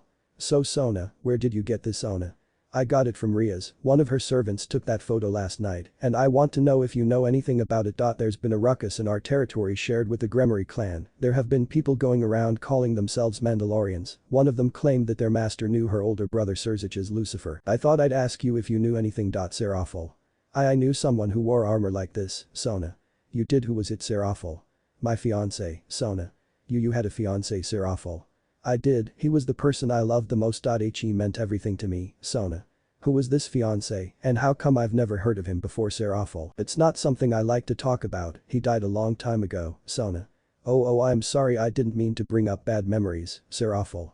No, it's fine, it's time I told you about him anyway. Seraphol reaches into her magical girl costume's right black sleeve and pulls out a photo of Naruto Fett wearing his armor and handing it to Sona, who looks at the similar armor between the two photos. Sona. The armors, they both look the same, Seraphol. I doubt it, that armor may look the same, but there's no way that they're made of the same material. That material was unique to my fiancé's armor, it was indestructible, no matter how hard we tried, we couldn't even put so much as more than a dent in it. The only thing that could even hurt it was the same material Beskar. Besides, even if it was the same material, that isn't my fiancé, his armor was different as you can see. Sona. Yes, they are very different looking from each other. If you don't mind me asking, but was his name your fiancé, I mean, Seraphol? Naruto Fetty was the man I fell in love with, the one we called the Mandalorian. He lived his life by a creed, he called it the Mandalar, one that fights for themselves will always be scum in his eyes, but one who fights and protects the ones they love the most, will have his respect and will be honored. He believed that protecting the ones you love the most made you stronger. Hearing the name Naruto Fet widens Sona's eyes as she gets a flashback, the same flashback Rias got of Naruto Fet in Kuo Academy looking up at them. Sona. I see, well, thank you for telling me this, sister. I didn't think anyone could earn such affection for you, Serafal. He had it from the day I met him. It was only when he beat me in chess was I the happiest girl in the world, but when I saw him die I was broken until you were born. I thought I should be the best big sister ever for you, Sona, be the person Naruto saw me as to you, Sona. Serafal. Sona hugs her big sister who is in tears of sadness and happiness, of finally letting the truth out for all these years of holding them inside. Sona. Serafal, how did he die? Was the body found? Serafal. No, he fell into the Sarlacc pit and shortly after the old Satan faction buried it with their magic. Any chance of rescuing him was lost, Sona. I believe he's still alive. I mean, look, this photo is living proof that he could still be alive. There's no way that the name Mandalorian could have spread without him. Serafal looks at Sona and widens her eyes in tears, realizing Sona is right and hugs her once more, shedding tears of happiness, not knowing that Sona had kept some information from her. Scene change. Park bench. Pav. Issei Haidu. Asia. To make lots of lifelong friends, to get to know them well and do cool things, to be able to have fun together and care for each other. It's kinda silly, honestly. I'd be happy to have any friends. Issei gets up from the bench and walks forward with a determined face. Asia. Hey, is something wrong, Issei? I don't care what other people say. I'm your friend. I mean, after what we've been through, how could we not be? It's true, I'd say we've gotten to know each other pretty well, wouldn't you? And I won you that stuffed animal, so that happened. Hahaha. And I definitely care about you. Asia. We can't. I care about you too, but we can't. Issei, no, it's forbidden, and I don't want to cause you any trouble. Issei. I'm sick and tired of people telling me what I can't do. We're friends, and that's the way it is. Asia. Really, alright, thank you, Issei. Asia looks at Issei with a teary-eyed smile, making him smile back at her, unknown to the tragedy about to happen. Din Jaren. We see Jaren in his armor flying above in the sky, avoiding people while holding out a tracking flob that is beeping at a steady pace, slowly getting faster by each second. This is the flob that is tracking Asia Argento, the nun of the fallen angels. The tracking flob starts to beep rapidly, making Jaren stop in his path before looking down to see Issei and Asia talking, until suddenly a fallen angel appears behind them. Jaren. That fallen angel, hey gotcha, bounty has been located. Issei Haidu. Rainer. Isn't that sweet? Crap, it's Yuma Asia. Lady Rainer. Issei looks back at Asia in confusion before remembering what he once knew as Yuma Amano and now as Rainer actually is. Issei. Right, a fallen angel, Rainer. So the rumors about your downward spiral into the wickedness of devildom are true, and I had such high hopes. Don't even try to run, Asia. Beggin', I want no part in what evil you and the other angels are up to. That kind man helped me escape, and I won't let his efforts be in vain. I'm sorry I lied, Issei. That man helped me escape last night, and he's probably dead because of me, Issei. Don't apologize, I'm glad. If it wasn't for him you would have been stuck there to suffer. And you're too good for them. You don't belong around that bunch of good for nothing has been wannabe bastards anyway. What you want from me, Yuma Rainer? Oh, don't worry, my business has nothing to do with you, little boy. Though, I guess we could finish what we started, couldn't we? Let's have fun. Rainer forms a pinkish red light spear, making Issei step back a bit. Issei. A spear of light, oh shit, Rainer. I always hate to see someone die a virgin. Issei. Sacred gear. Issei summons the red gauntlet to Rainer's surprise as well as his somewhat, making her laugh at his efforts. Rainer. Is that really all you've got? It's nothing but a twice critical, coming up short as usual. Issei. Wait, a twice what, Rainer? It's also called a dragon's hand. That thing only doubles your power temporarily. You might as well be fighting me with sticks and stones. Issei. Man, that's all it does, Rainer. Word upstairs is that you're a devil to watch out for. They said your sacred gear was a force to be reckoned with. That's why I put on that dumb little girl act. Please, Issei. Be my boyfriend. Ridiculous, you sure bought it though. Book, line and sinker, Issei. Shut your face and fight, Rainer. You're an idiot if you think you can take me on with that tiny thing. Give me the girl, take what's left of your dignity and go, Issei. Not happening, Asia. Please be careful, Issei. If I can't take care of my friends, then what good am I? Double my power. Come on now, show me what you're made of. Gear boosted gear. Boost. The gauntlet lights up and lets out energy, making Issei's power double. Issei. It's working, I feel the power. Rainer impales Issei by throwing the light spear through his gut and making him fall to his knees and for Asia to scream. Asia. Issei, no, Rainer. Nice catch, looks like your equipment can't get the job done. If I were you I'd get used to that. Issei. Damn. Issei looks surprised a little as Asia heals his wound with her healing power. Issei. What are you doing, Asia? I'm healing you silly, Issei. Wow, that's handy, Issei. This is awesome, the pain's almost gone away completely. Issei's wound closes, healing fully and making Rainer laugh. Rainer. Now Asia, be a good little girl and come with me. Your healing power is far more rare and valuable to our kind than his sacred gear ever could be. Asia. I knew it, you're only interested in me because of my power. Rainer forms a huge light spear and aims it at the water. Rainer. How about we make a deal, if you agree to come with me then I won't murder your friend Issei. Screw you lady, no way she's going with you. Rainer flies at Issei who pushes Asia to the ground at the same time as the light spear hits the ground, exploding and sending him flying into the water. Asia. Issei no Issei. That sucked, I've never seen a spear that strong. Rainer. I spared his life on purpose, if I had wanted to I could have delivered a fatal blow. Your friend would have shattered into a million pieces. Asia looks to the ground shaking with Rainer grinning until suddenly, a blaster shot can be heard with Rainer's side getting hit and beginning to bleed all over the ground. Rainer. What the hell, who did that? Show yourself, Jaren. Hasn't anyone ever told you to watch your six? Issei, Asia, and the now injured Rainer look up to see Jaren wearing his Mandalorian armor while flying down with his jetpack and landing on the ground next to Issei. Issei. Mamando Jaren. Easy, you're exhausted, if you push yourself any further you'll faint. Asia. It's you Jaren. Hello again little lady, pleasure to see you're doing okay. Rainer. How dare you hurt me, who the hell do you think you are? Put down your weapon and I'll consider sparing your life. Jaren. I'm a Mandalorian, weapons are a part of my religion. Besides, I don't have to answer to you, the bounty me and my master have been searching for. Rainer. Bounty, oh please, nobody would be stupid enough to put anything on my head. Jaren. You say that, but do you really believe that, Rainer? TCH, I'll spare you for now, but I will find you and kill you myself. Rainer puts an arm around Asia as well as surrounding them both with her wings. Issei. No, stop Asia.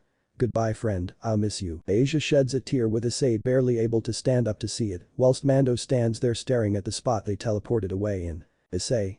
And no, why didn't you save her, you bastard? Issei throws a punch at Jaren who just blocks it with ease, along with more punches that steadily get stronger by the second. Issei. You could have saved her. Why Jaren? Issei, there's nothing I could have done, she was already too close to Asia, if I had attacked her right then, and there she would have killed the girl. Issei stops and looks at Jaren with a furious expression. Issei. I don't give a damn, she's gone and now I'll never see her again. Jaren. That's not true. Issei. What do you mean Jaren? How do you think I found you guys in the first place? I was tracking her the entire time. Jaren pulls out the tracking fob and hands it over to Issei who looks confused. Issei. Wow, what's this Jaren? It's a tracking fob, it is attached to Asia Argento's blood that I collected last night. As long as she's alive, it will continue to track her. Take it, you can find her that way, and maybe with the help of Rias' Gremory you can save her. Issei. Why should I believe you? I don't even know who you are. Jaren looks at Issei with a sad smile under the Beskar helmet before reaching for his helmet and taking it off, showing Issei his face and sad smile. Issei. Din Jaren, you're a Mandalorian, but I thought Jaren. There's a lot more Mandalorians can do than just fight. Issei. We are the most technologically advanced race, as well as having the advantage of being part human, we can hide our auras and appear human to other supernatural beings. Now, enough chatting, go and save Asia. Scene change. Mando is Statopov. Naruto Fett. Naruto puts on his black robes and equips himself with his brown utility belt and grabs the special lightsaber hilt and looks at it for a moment. Naruto. Zeno. Flashback 7 years ago. Scene change. Church ruins. Naruto and the 10-year-old newly turned Mandalorian Jaren scavenge through rubble until Naruto finds something familiar that makes him shed a small tear. The weapon he finds is Durandal, the old weapon Zenobia wielded before ever obtaining a lightsaber. Jaren. Naruto, is that what I think it is? Naruto. Yes, it is the holy sword Durandal, it is one of a kind and is also a sword my friend wielded, she must have left it here for repairs or something of that sort, but now it lays here beaten up and leaking holy energy everywhere. I don't know why the fallen angels didn't take it, but I do know one thing, it was a mistake for them to leave it for me to find. Naruto holds his right hand out and uses the force to harness the holy energy within Durandal and pulls it out of the blade, showing the once sparking yellow and blue energy, turning into a dark black and white shattered energy. Jaren. What is that? Naruto. This is Durandal's power, it has been corrupted and shattered. I didn't think something like this was possible, but it appears to be uncontrollable. Had I left it in the blade it surely would have gone out of control. Jaren. What are you gonna do with it? Surely you aren't going to just leave it. Naruto. No, I don't think anything could hold such corrupted holy power, the only thing I can think of that could contain and utilize it is Beskar. Jaren. Beskar? What's Beskar? Naruto. Oh, that's right, you are only but a Mandalorian foundling, you must learn about our kind steel, it is going to be what makes your armor one day when we find a blacksmith to make it for you. Naruto drops the now useless metal blade once called Durandal and holds his left hand out and conjures a couple Beskar ingots with the Mythosaur logo on them. Naruto. This is Beskar. These are ingots that I will use to mold them into a proper hilt for this energy to take refuge in. Beskar is an indestructible material made by God himself. For some odd reason I was given the ability to make it out of nothingness. Call it gift from God or a sacred gear if you wish, but I see it as a way to make our race stronger. Beskar is only meant for armor and is rarely if ever used for weapons. Now Jaren, watch me use this Beskar and turn it into a proper home for this energy to reside in, as one day you will need to craft a hilt for your own light just like this. Naruto closes his eyes and concentrates, molding the Beskar into an open hilt before inserting what was once Durandal's corrupt holy energy. After inserting the energy, Naruto closes the hilt, trapping the energy inside and igniting the blade once done, showing a black core with white holy energy around it in the shape of a blade. Jaren. I sense great power from this new weapon you have made. What do you wish to call it? Durandal 2.0 maybe. Naruto. Nah, I never liked the name Durandal. I think I'll call it the Darksaber. Jaren. The Darksaber interesting pick, it suits it though, but why that name Naruto? This blade was once pure holy energy, and now it is shattered, becoming what was once fully light is now darkness shrouded in little illumination. It is a variation of a lightsaber, but it is more powerful than just any lightsaber. It has the durability of Beskar and the strength of Durandal behind it. With this blade, I will rule our faction with honor, loyalty, and in open arms to anyone in need. Jaren. This is the way. Naruto. This is the way. Flashback end. Scene change. Mando estate. Naruto smiles at the Darksaber and puts it on his belt before finishing putting on his robes and walking out to see Revan and Jaren wearing their armor. Naruto. Are you guys ready to go? Revan and Jaren. Yes, you are the only one we are waiting on. Naruto sweat drops before looking over to Rook, who is relaxing on the couch. Naruto. You sure you don't want to come? Rook. No, I have more important duties here, looking after the forge and prepping the Beskar you have made for any incoming foundlings, and I have an odd suspicion there will be at the very least one new Mandalorian mate tonight. Naruto just laughs a bit before looking back at Revan and Jaren. Naruto. Alright then, let us head out. A newly colored blue magic circle appears under Naruto, Jaren, and Revan, making them all teleport away in it, leaving Rook to smile and blush. Rook. Good luck, Naruto. I owe you my life and heart. I must protect the legacy you leave behind with the Mandalorians. Keeping that legacy going means keeping the forge safe. Scene change. Outside the church. Pav. Rias Gremory. Ugh, this is the worst. Standing guard is the most boring thing ever. Suddenly a red magic circle appears along with Rias Gremory and a Keno Himajima coming out of it. Duo, ask, and you shall freaking receive. Hi there, I'm Middled, and I'm totally the most awesome fallen angel in the history of ever a Keno. This little girl is totally into herself, isn't she? Rias. My servant sensed that you were nearby. Since you're out here standing guard, your people must be worried about an attack. Middled. Worried? No, we're just in the middle of a super duper top secret ritual, and we don't want you devils interfering. Akeno.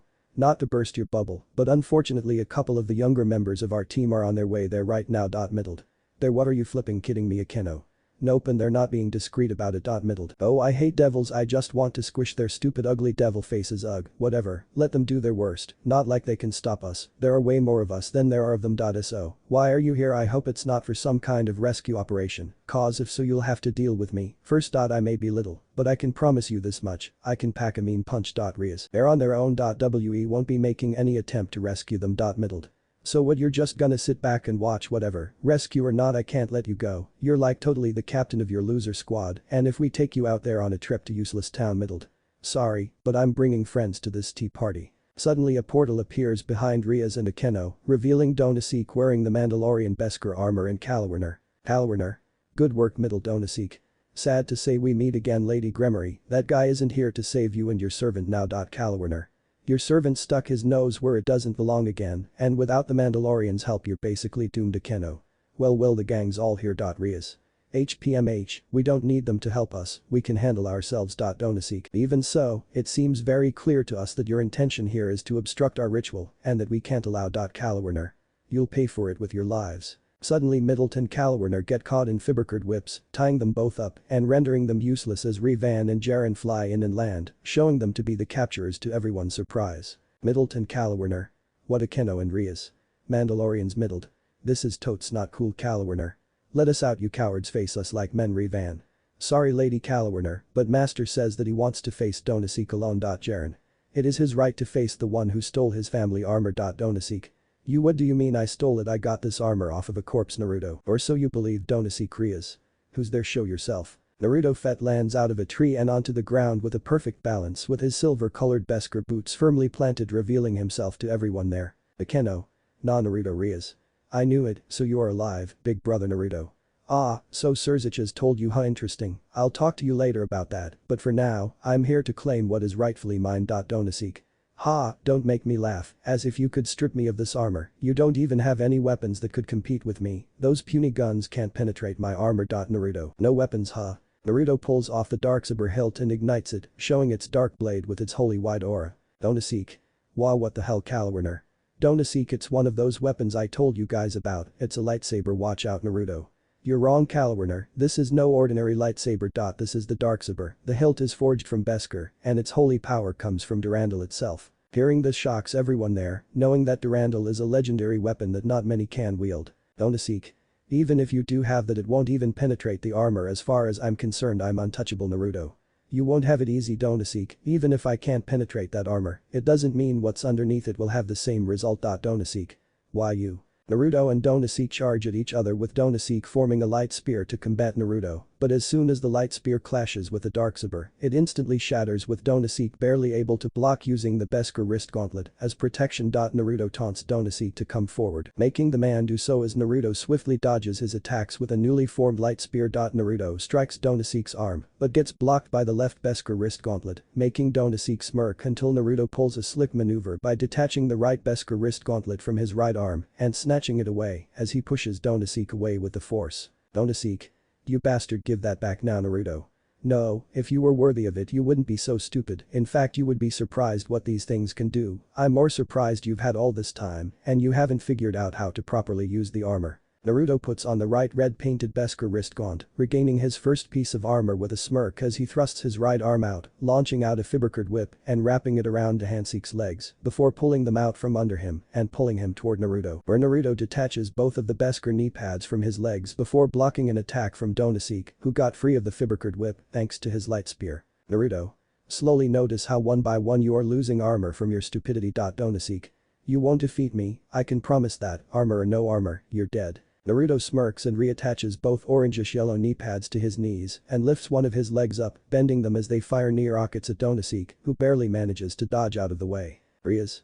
What the hell, how is he so strong? When Donaseek had that armor he was nearly untouchable, but he's making it look like child's play. Rias looks over to Jiren, who nods at her, then she looks at Revan, who just does the same, causing her to look back in awe, seeing how the leader of the Mandalorians easily dismantles Donaseek one piece of armor at a time, continuing from the left wrist gauntlet and then both the shoulder pads, then the chest plate with the jetpack, attaching them all to his own body at the same time. Naruto then designates the Darksaber and hits Donaseek in the gut, knocking the air out of him and making his head vulnerable and open to Naruto, causing the latter to remove the helmet forcefully from Donaseek's head and place it on his own, where it rightfully belongs, completing the armor set, showing Naruto to be complete once more. Imagine Boba Fett when he first got his armor back, but with silver-colored boots with a little bit of blue lining on it, as well as the Darksaber on his waist. Naruto then backhands Donaseek, knocking the brutally beaten man out before turning to Rias and Akeno. Halwarner.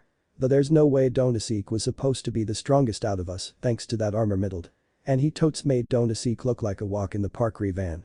That's Naruto for you, he's of us Mandalorians, our leader, and the person who trained us all in the way of the Mandalore. Jiren. He is the leader of our faction and has our undying loyalty for as long as we live. Naruto. Aw, come on, Revan. Jiren, you spoil me too much, it wasn't that big of a deal. Rias. Wait, that's Revan Himejima, and that's Din Jiren Akeno. Himejima thaw, that's impossible. Revan. It isn't, twin sister. Akeno and Rias widen their eyes in shock, looking at the newly named Revan in their eyes. Akeno. Boo, but how, I've never had any siblings. Mother and father never mentioned you. Revan.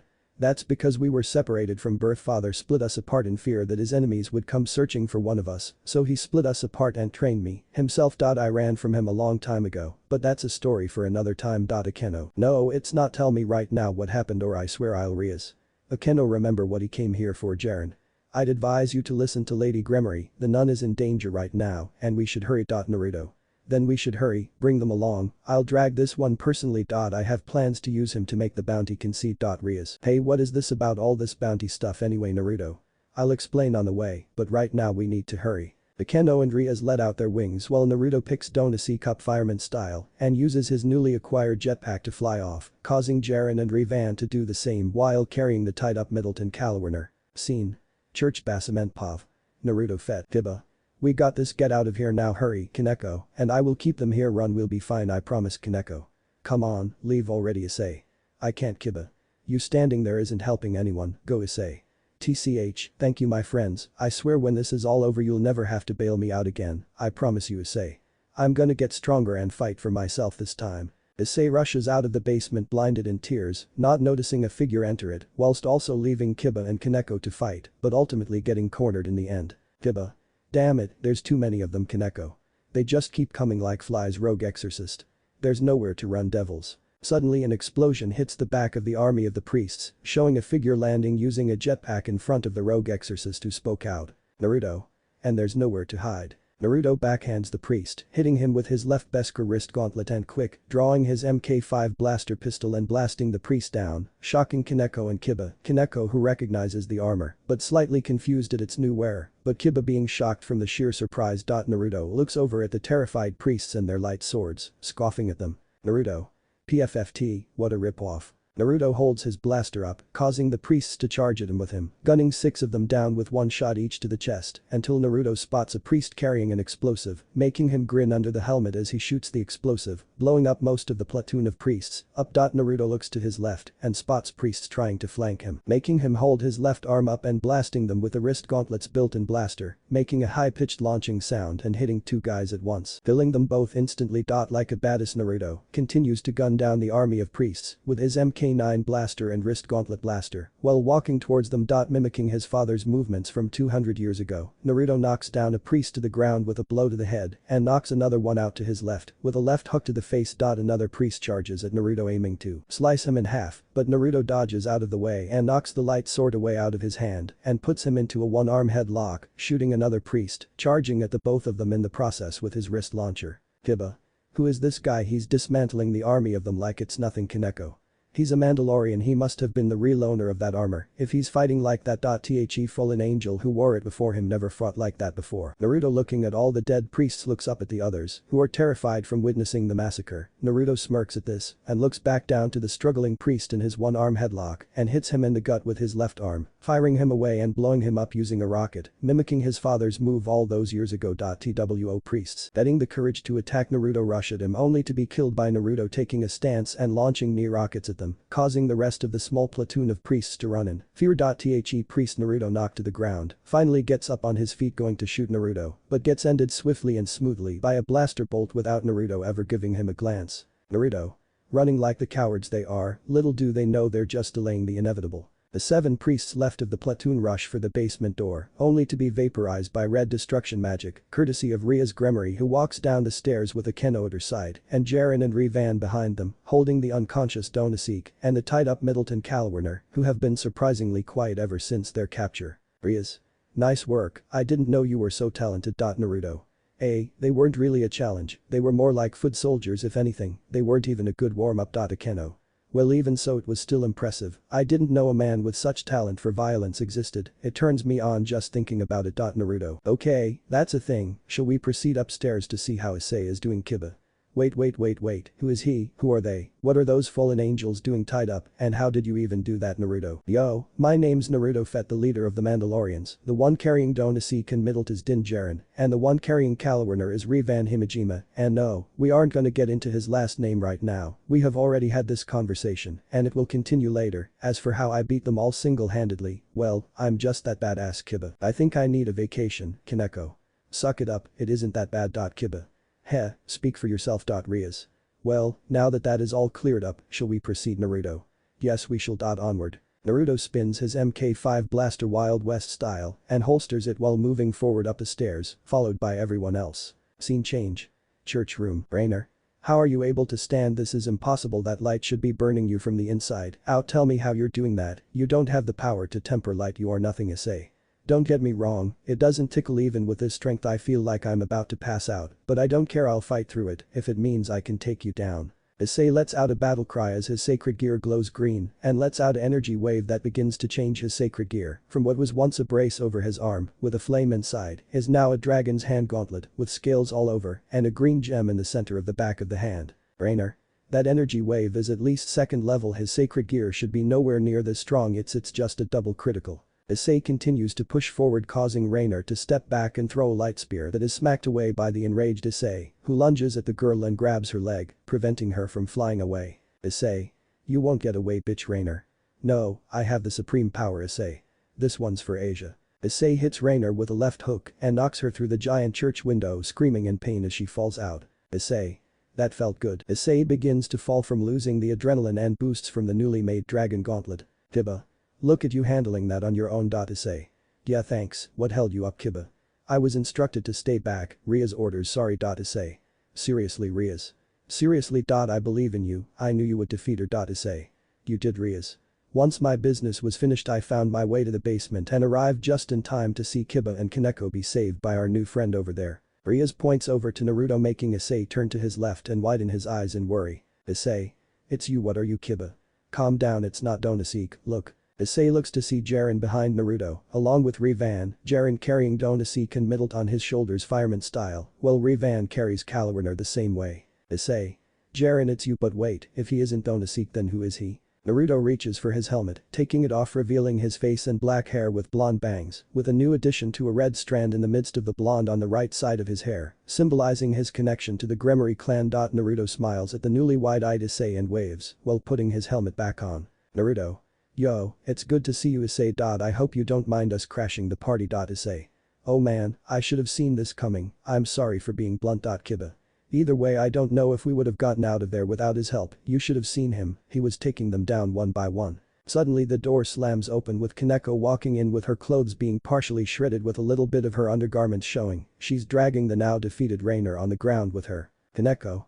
Did someone order this? Kaneko throws Reiner at Ria's feet, making her look up to see the shoes. Rias. You must be Reiner. Lovely entrance. I am Rias Gremory, also known as the next head of the house of Gremory. Reiner. Gremory, you've got to be kidding, Rias. It's wonderful to meet you. What a shame we don't have time to chat, but sadly it's time you joined your friends in being captive. Reiner looks over to Naruto with hope in her eyes until realizing that it isn't Donaseek under the armor, seeing Naruto grab Donaseek from Jiren and throw him onto the ground in front of her, widening her eyes. Reiner. That's impossible. Nobody could defeat Donaseek. He was invincible with his armor. Naruto. The armor didn't belong to him, it was my father's armor, but not it belongs to me. He stole it from me 8 years ago when I was unconscious. Surely you remember, Reiner. Reiner. And no, it can't be, but you're dead. We saw your rotten corpse. Naruto. No, what you saw was my unconscious form. I had been so exhausted from escaping a life or death situation that only a person with Beskar could survive. Reiner. What impossible? If you could defeat Donaseek, what could possibly threaten your life? Naruto. Have you heard of the Sarlacc pit? Well, even if you haven't, it's a sentient pit that eats anything that falls into it. If a person happens to fall into it, they will slowly be digested by its acids. It will keep you alive for as long as possible until it fully melts you down. It is said that it takes 1,000 years for you to be fully dissolved. I was stuck down there in that damn pit for 200 years, waiting to regain consciousness and escape, until I finally did. Only to have one of the most important things stripped from my body while I was at my lowest. Even now I still remember the pain like it was yesterday. It was suffocating down there, no pure air you could breathe, and I could literally feel my skin burning in such agonizing pain. I sometimes have nightmares about being trapped in there. All that was keeping me going was the ones I loved. I had to crawl through the sands of the desert to get out. Rias widens her eyes, left speechless at hearing the truth about what happened to her newly found big brother all those years ago down in the Sarlacc. Reiner. Why are you telling me this? If you're gonna kill me, then just do it already. Naruto. Oh, I'm not gonna kill you. And as for why I'm telling you all this. I tease, because sometimes there are fates worse than death. You just so happen to be fortunate enough to escape yours. I'm sure Azazel will explain the rest to you. Everyone there except Jiren, Rivan, and Issei widens their eyes, Issei out of confusion to who Azazel is, and Jiren and Rivan already knowing what their master is talking about. Rias. What do you mean? Azazel will tell her, you know, the governor of the fallen angels. Reiner. No, please, no, I can't possibly face Master Azazel after betraying him. Naruto. Well, that's too bad. Azazel, or should I say my grandfather, has been looking for you. It was when he asked me to hunt you when we started tracking you and your little gang. Reiner widens her eyes further, along with everyone there at such a reveal of Naruto's true lineage. Naruto throws down a bounty pocket Reiner's bowing form, showing the hologram of her face. Naruto then pulls out the tracking flob that has Reiner's blood in it via Jiren collecting it off the ground from earlier in the day. The flob starts to go crazy in its pace until being a straight flat line when coming into contact with Reiner. Naruto.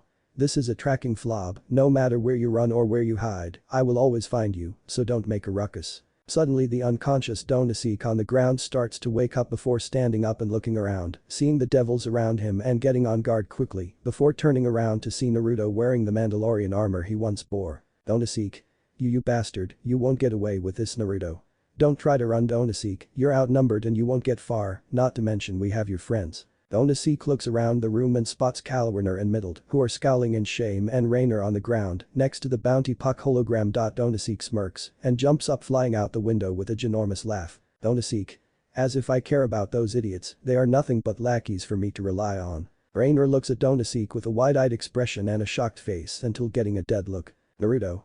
Very well then, suit yourself. Naruto presses the button on the right side of his helmet, putting the sight down for use, and uses it to lock onto Donaseek's retreating form. After locking onto Donaseek fully, Naruto leans down a bit, launching the rocket on his jetpack and looking back down at Rainer on the ground, not watching as the rocket soars through the sky and hits the terrified Donaseek, who lets out a painful scream as the rocket explodes, killing him and making Naruto look menacing with his sight coming back up and his jetpack rocket reloading from his conjuring magic. Naruto turns around fully to face Rainer at the ground and sighs. Naruto. I can bring you in warm. Or I can bring you in cold. Naruto gestures with his head to the now disintegrated remains and smoke left from the deceased Donaseek in the distance. Time skip a day later, scene change.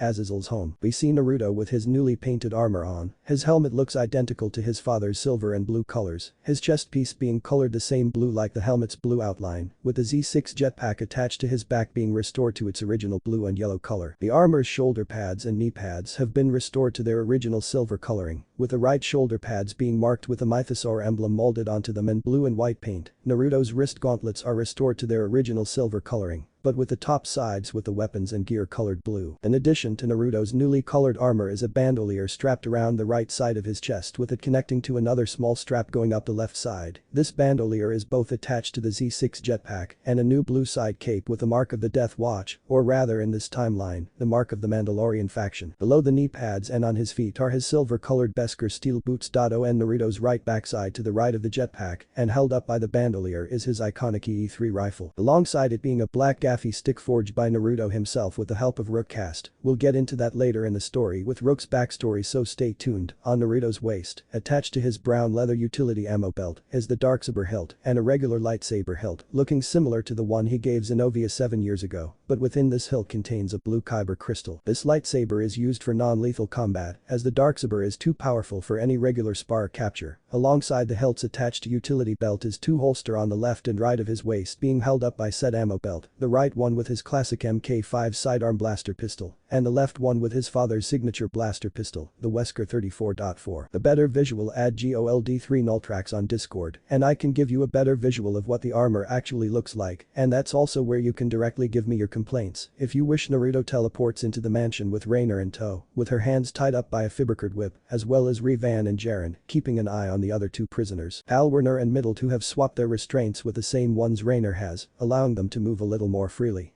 Azazel.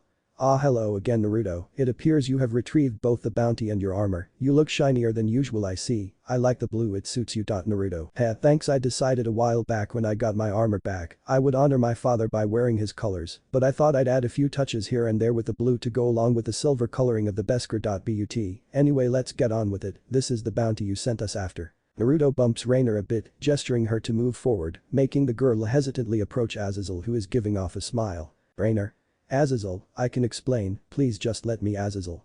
Silence, free them. Naruto walks up to Rainer and cuts her of her bonds, confusing her, Middled, and Calwarner, who have also been freed by Jaren and Revan. Calwarner. Lord Azazel, why are you freeing us? Middled. Who cares, those bonds were totes annoying. Azazel. I am freeing you three because you are relieved of your duties as fallen angels. Rainer. Well, what do you mean you're not gonna kill us, are you? Azazel lets out a laugh and gives them a reassuring smile. Azazel. Of course not, you didn't abandon the fallen angels because you wanted to, you three were forced to by Kakabiel, who will soon pay for his crimes. Rainer. Then what are you gonna do with us? Azazel. You three will be my tribute to the alliance between the Mandalorians and the fallen angels. You will become Mandalorians under Naruto Fett, my grandson. Rainer widens her eyes and turns to Naruto in confusion. Rainer. Boo, but why us? We tried to kill you guys, Naruto. Maybe, but you clearly didn't want to out of spite, you were afraid of us, what we could do, and rightfully so. Rainer. Then why let us live. Naruto. Because you have what it takes to be a good person, you obviously care about your friends. If the reaction you gave to Donaseek's words earlier was anything to go by. That alone makes you worthy of walking the way of the Mandalore. Rainer widens her eyes with tears with Middleton Caloran are walking over to comfort her as Naruto extends a hand toward her. Naruto. So what do you say, Rainer? Will you join my race? You will be welcomed with open arms, no matter what kind of past you may have. Rainer looks at Naruto with teary eyes and smiles while wiping the tears away. Rainer. Yes, I will. Calawerner. Where Lady Rainer goes I go. Middled. I'll join too, I don't want to be left behind. Rainer takes Naruto's hand, making him smile under his helmet as their hands part. Naruto then summons 2 white mythosaur skull pieces and a Mandalorian bishop piece. Middled. What are those? They look pretty. Naruto. The white ones are mythosaur skull pieces. When I merge them with you and Calawerner you will become Mandalorians. You will become part human and devil in the process, and since you're both fallen angels, you will not become part angel due to the pieces technicality of you already being one. Ultimately you will be a Mandalorian through and through. Revan. You will both be like me, I was once part human, part fallen angel, now I am stronger than ever now that I am a Mandalorian. Rainer. Wow, what about me and what's that piece? Naruto. You Rainer, I will train personally, you will also become a Mandalorian, but you will be directly under my command and in my peerage. I am still a part of Devil Society, so I gain my own peerage, but because of my Mandalorian race one am special, everyone in my peerage will also be Mandalorians alongside me. Rainer blushes hearing that she will be so close to Naruto most of the time and gains a smile as Naruto holds the pieces up, letting them float toward their respective merger. Naruto uses the mythosaur pieces on Middleton Calawerner while merging the bishop piece with Rainer. Rainer. I don't feel any different, what happens now? Naruto. Say the creed, clear your mind and it will come to you, once you have vowed to walk the way of the Mandalore, your change will begin. Rainer, Middleton and Calawerner close their eyes until a spark appears in their mind, showing them the words they must recite. Rainer, Middleton and Calawerner. Strength is life, for the strong have the right to rule. Honor is life, for with no honor one may as well be dead. Death is life, one should die as they live. My loyalty, strength, and honor will forever be in the way of the Mandalore. I swear on my name, and the names of the ancestors, that I shall walk the way of the Mandalore, and that the words of the creed shall be forever forged in my heart. Naruto. This is the way. Rainer, Middleton and Calawerner's heartbeat one final time as fallen angels before they fall to their knees with their wings coming out for everyone to see until they start to shed the feathers they once had all over the floor, leaving the wings as just flesh and bone until the wings disintegrate with no pain to Rainer, Middleton and Calawerner's surprise as all 3 of them stand up simultaneously feeling the new power they have and the enhanced senses and physical strength. Rainer. I feel stronger. Calawerner. I've never felt this strong in my life. Middleton. It's amazing. Naruto. Good, the power of the creed is starting to take effect. Rainer. But what about our wings? They're gone, Naruto. You may not have wings anymore, but that only makes you stronger. The more someone relies on the natural power of something like wings, the more vulnerable they are. Rainer. What do you mean? Naruto. Wings are a natural source of flight, yes, but they can easily be taken away with one attack from a blade. Even so, you will still be able to fly once you receive your jetpacks alongside your armor. Rainer widens her eyes and gains a bright smile before looking around at Jaren and Revan, confirming her suspicion. Naruto smiles at the girl's quick thinking, but then gains a frown at her clothing choices. Naruto. But first, we're gonna have to cover you up. I mean you're completely vulnerable to attacks with what you're wearing. Rainer looks down at her clothes and blushes, remembering that she is barely covered by what she's wearing before catching an empty black bodysuit courtesy of Naruto conjuring it, along with a red one that he throws to Calawerner and a white one that he throws to Middleton. Naruto.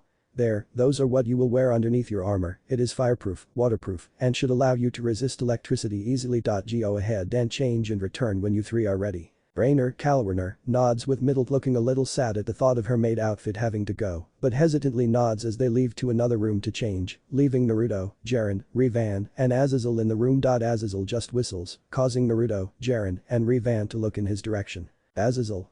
So that's what the Mandalorian ritual looks like, interesting. I will say though, your creed's words are the right ones to live by. Naruto. It is our way, loyalty and attachment is what brings us closer together in numbers, and it is what fuels our strength. That means my connection to you is also important to me, old man. You are one of the only remaining remnants of my family I have left, and it would hurt me dearly if I lost you too. Azazel smiles at Naruto and walks over to him, giving him a genuine hug that Naruto reciprocates. As the 2 part away from the hug, the 3 girls walk out of the changing room to reveal them wearing the bodysuits Naruto gave them. Rainer. These are a lot more comfortable than I thought. Calawerner. It's also a lot easier to move in them too. Naruto. That's because it's made from a very durable but soft material that is hard to penetrate. Basic weapons won't be able to touch when you're wearing that under your armor. As for it being easy to move in, that's just because the material is very stretchy. It can fit into almost any body type easily. Middled. It could use a little more style though, Naruto. You can spray paint it however you want later, but for now, practicality overlooks. Well, old man, it looks like this is where we have to leave. Azazel. Well, it was a pleasure having you here again, hopefully we meet again in the future. Take care of those three, they're your responsibility now. Naruto waves him off as he turns toward Jiren and Rivan, who nod and stand next to Naruto, Rainer, Middled, and they teleport off in a blue magic circle. Scene change. Mandalore in the underworld. We see the blue magic circle appear in the middle of the underworld in a city with big buildings. Coming out of the magic circle is Naruto, with Rivan and Jiren following behind him, as well as Middled, Calwarner, and Rainer following behind them. Rainer blinks twice before widening her eyes at the beautiful sight. Seeing the ginormous buildings and all the Mandalorians walking around wearing armor of all shapes and sizes, each Mandalorian with different weapons. Naruto. Are you three surprised? Rainer. Very surprised. Middled. There's so many tall buildings. Calwarner. Not to mention the countless number of Mandalorians here. What is this place? Jiren. Welcome to Mandalore, the home of the Mandalorians. We reside in an unexplored domain in the underworld that has yet to be found by the devils and fallen angels. Rivan. Add in the Mandalorians you see here now are numbers that have grown for over 7 years now. These buildings are a representation of how far we have come as a faction. Naruto. Indeed it has, there are many Mandalorian clans, but there are 4 important clans within our society. Clan Vizsla, Clan Kryz, Clan Caste, and Clan Fett. Clan Fett is the most important clan of our society as it is my clan, and as the leader of Mandalore I and my clan of future heirs will help the society thrive. Clan Kryz is the second most important clan. It is filled with many noble Mandalorians and is also the clan belonging to my second fiancé and the holder of 2 of my pawns, Bo-Katan Kryz. Rainer. See second fiancé. Naruto. Yes, second fiancé. As the leader of Clan Fett, it is my duty to have many lovers and wives to restore my clan. My first fiancé is Seraphol Leviathan. We were engaged at a young age and haven't seen each other since I fell into the Sarlacc pit. I miss her a lot. Rainer regains a look of hope, but also a look of sadness, hearing the depressing tone of Naruto's voice. Naruto. Clan Caste is another important clan of our society because they are the forgers of our armor. Without them none of this would be possible. All of our Mandalorian armor is forged from the Mandalorian Beskar steel I provide them with. You will soon meet one of the members of the House of Caste, as one of them is a member of my Mandalorian peerage, Rook Caste. My armorer. Clan Vizsla is important to us because they both train our forces and command them in battle. If we ever need to use Mandalore's army of Mandalorians, they train our men in both diplomacy, hunting, hand-to-hand combat, how to properly handle our advanced weapons, and many more things you three will soon learn in time. Clan Vizsla also has member of their household among my peerage. Oz Vizsla, my other rook, he is a tank. He is waiting for us at the forge. He will be one of your training partners. Rainer. As for Middleton Calwarner, once your armor has been forged, you may train and mingle among the Mandalorians. It is only right that you get along with your own kind. As for you Rainer, me and the rest of my peerage will train you personally ourselves. But first. The most important part of our equipment, our armor. Here we are. Naruto leads the others inside a building and stops in his tracks and turns around with a pedestal with many forges on it and equipment set to the side. Below on the ground are Mandalorians talking amongst themselves. Rainer. What is this place? Naruto. This is the Great Forge of Mandalore. Pause. It is also where you three will have your own respective armor forged. Naruto. Pause. Vizsla, it is good to see you. Naruto and Paz lock arms in a strong handshake that is a show of respect for one another. Paz Vizsla wears a black bodysuit with grey long sleeves under the black short sleeves. He has a blue helmet with a black T-shaped visor and a unique sight on the left of his helmet. He wears blue pauldrons with the left, one having a brown end piece and right having a blue end piece. He wears 2 wrist gauntlets, the right being a really dark maroon red almost looking black, while the left is the same brown color as his left pauldron's end piece. He wears a oversized brown jetpack that is connected to a cord that is attached to his triple barrel heavy blaster cannon minigun. Like many Mandalorians he wears a utility belt with his being a really dark brown. He wears brown knee pads under blue thigh pads, as well as a blue groin pad. His right boot is brown, while his left is blue. Naruto. How's Ragnar doing? I hope his training is going great. Pause. It is good to see you too, Naruto. My son is progressing well, though he still has a ways to go before becoming a full-fledged Mandalorian. Naruto. May he be a formidable foe to our enemies. Pause. This is the way. Naruto. This is the way. Naruto leads Rainer and the others up to the pedestal and sits down on a waiting bench. Naruto then snaps his fingers and a blue magic circle appears in front of him, with Rook Cast the armorer stepping out of it. Rook. It appears I was right, you have brought me 3 new Mandalorians to forge armor for. Naruto.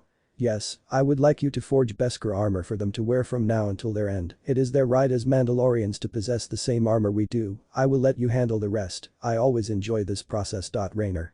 Why, what's so special about it? Brooke starts the nearest forge up and begins working immediately on the spot, forging armor for Raynor while speaking about Mandalorian culture. Brooke. Like I'm sure you have been told, this is the great forge of Mandalore.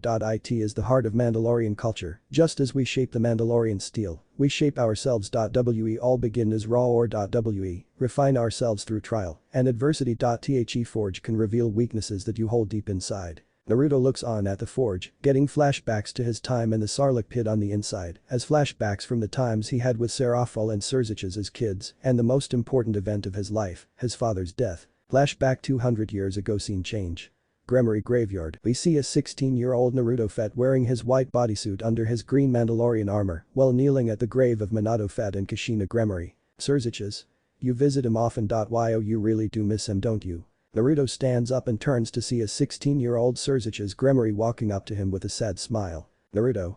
I do, I miss my father a lot. He was the one who raised and cared for me. He was the one that molded me into the man I am today. I loved him immensely, more than anyone will ever know. I know he is happy in the afterlife with my mother. I never knew her, but Dad always said I meant the world to her and that it was the same way for him. I can only hope to live up to my father's legacy and be as great as he was. Surziches. Your parents were wonderful people. I know that they would be proud of the man you have become today. Naruto smiles underneath his helmet and shares a brotherly hug with Surziches. Flashback end. Scene change. The Great Forge. Rook. It is a tradition in our culture to each donate a small portion of what they earn to the foundlings. It is with these resources within our society, and the Beskar our leader Naruto Fett gives back to us that I forged your armor with. Rook rolls a table with the newly forged silver-colored Beskar armor pieces on it toward Raynor as Rook stands in front of Raynor. Rook. Mandalorian steel shall keep you safe as you grow stronger. Your mind and spirit will grow into this armor as you grow into your station, Bishop Raynor. Rook grabs each piece of armor one by one and attaches them to Raynor until on the helmet is left. The helmet has the same curved T-shaped visor that Rook has for her helmet. Similarly to Naruto, it has its own side antenna. Rook picks the helmet up and hands it over to Raynor, who puts it on after tying her hair up into a small ponytail bun to keep it from sticking out of the helmet. Raynor. This armor, it feels like it's now part of me, Naruto. That's because it is. I've been able to modify the Mandalorian Beskar to make it act like a sacred gear in a way. Any Mandalorian who wears the armor becomes attached to it and they can summon it whenever they want, just like how a sacred gear is. So only the person the armor is attached to can wear it until said Mandalorian dies. The only reason my armor didn't work that way was because I didn't have it at the time I made this modification. But now my armor will be mine to wear as I please whenever. Raynor. That's amazing, but what about the color? I mean, don't get me wrong, I like the armor, but it's not really my kind of style, Naruto. Thought you'd never ask. Follow me, I'll take you to the best artist I know. They can help you with that. I'll send you to the address for when you get your armor forged, but for now I hope to see you two again in the future. Rook. Make sure they get proper training after they get their armor. Revan, Jaren, and Paz, you're with us. Rook. This is the way. Naruto. This is the way. Time skip 10 minutes later. Scene change. Spray hanger. Raynor. This place is very colorful. Isn't it beautiful? All of my precious art is in one place and the best work of art is right in front of me. Hello there, handsome. Naruto. Sabine, my face is covered up by my helmet, so how does that equate to art? Sabine. Yeah, but your helmet is also one of my best works. I mean, I perfectly replicated your dad's helmet to the very last drop of paint. Naruto. Yeah, I guess that's true. You did a great job, Mrs. Ren. Sabine has the appearance of a 16-19-year-old girl wearing Mandalorian Beskar armor with unique designs all over its each individual pieces, even the jetpack has one. Her helmet is off to the side on a table revealing her face. She has short hair with a side bang on the right and a bob cut in the back, with the color being platinum blonde on the top, fading into a light purple. She also has brown eyes. Her third appearance change from Rebels Season 3. Sabine walks over and lifts Naruto's helmet up a bit, revealing his mouth as she gives him a small but loving kiss before putting the helmet back down. Sabine. So what can I do for you? Ready to take the green back up? Just saying, it looked pretty good on you. Naruto. Heh, maybe some other time. I'm enjoying the blue right now. I like the new haircut though. Purple really suits you. Sabine. Oh thanks, I thought I'd go for a change of pace. But why are you really here though? Surely you aren't here to visit me, are you, Naruto? I'm actually here because I need you to paint my newest bishop's armor to her liking. Sabine. Oh yeah, I was so excited I didn't even notice that they were there. Raynor just stares blankly in jealousy before looking to Naruto for answers, making him sweat a little at the intense gaze. Raynor. Who is this and why did she just kiss you? Sabine.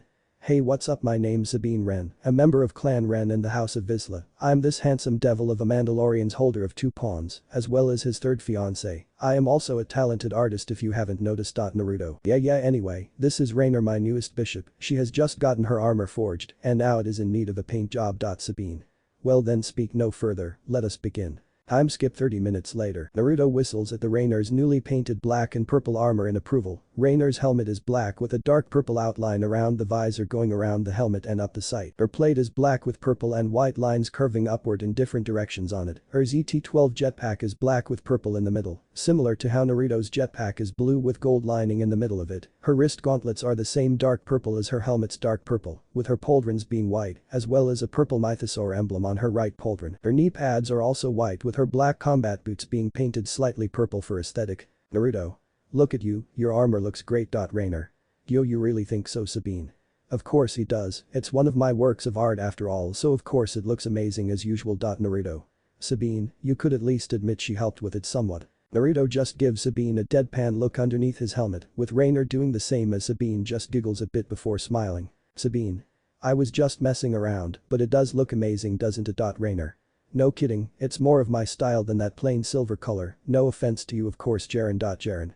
None taken, we all have our own preferences, mine just so happened to be the original color. Naruto. Well anyway, you guys go on ahead and head back home, I need to talk to Sabine about something, Jaren.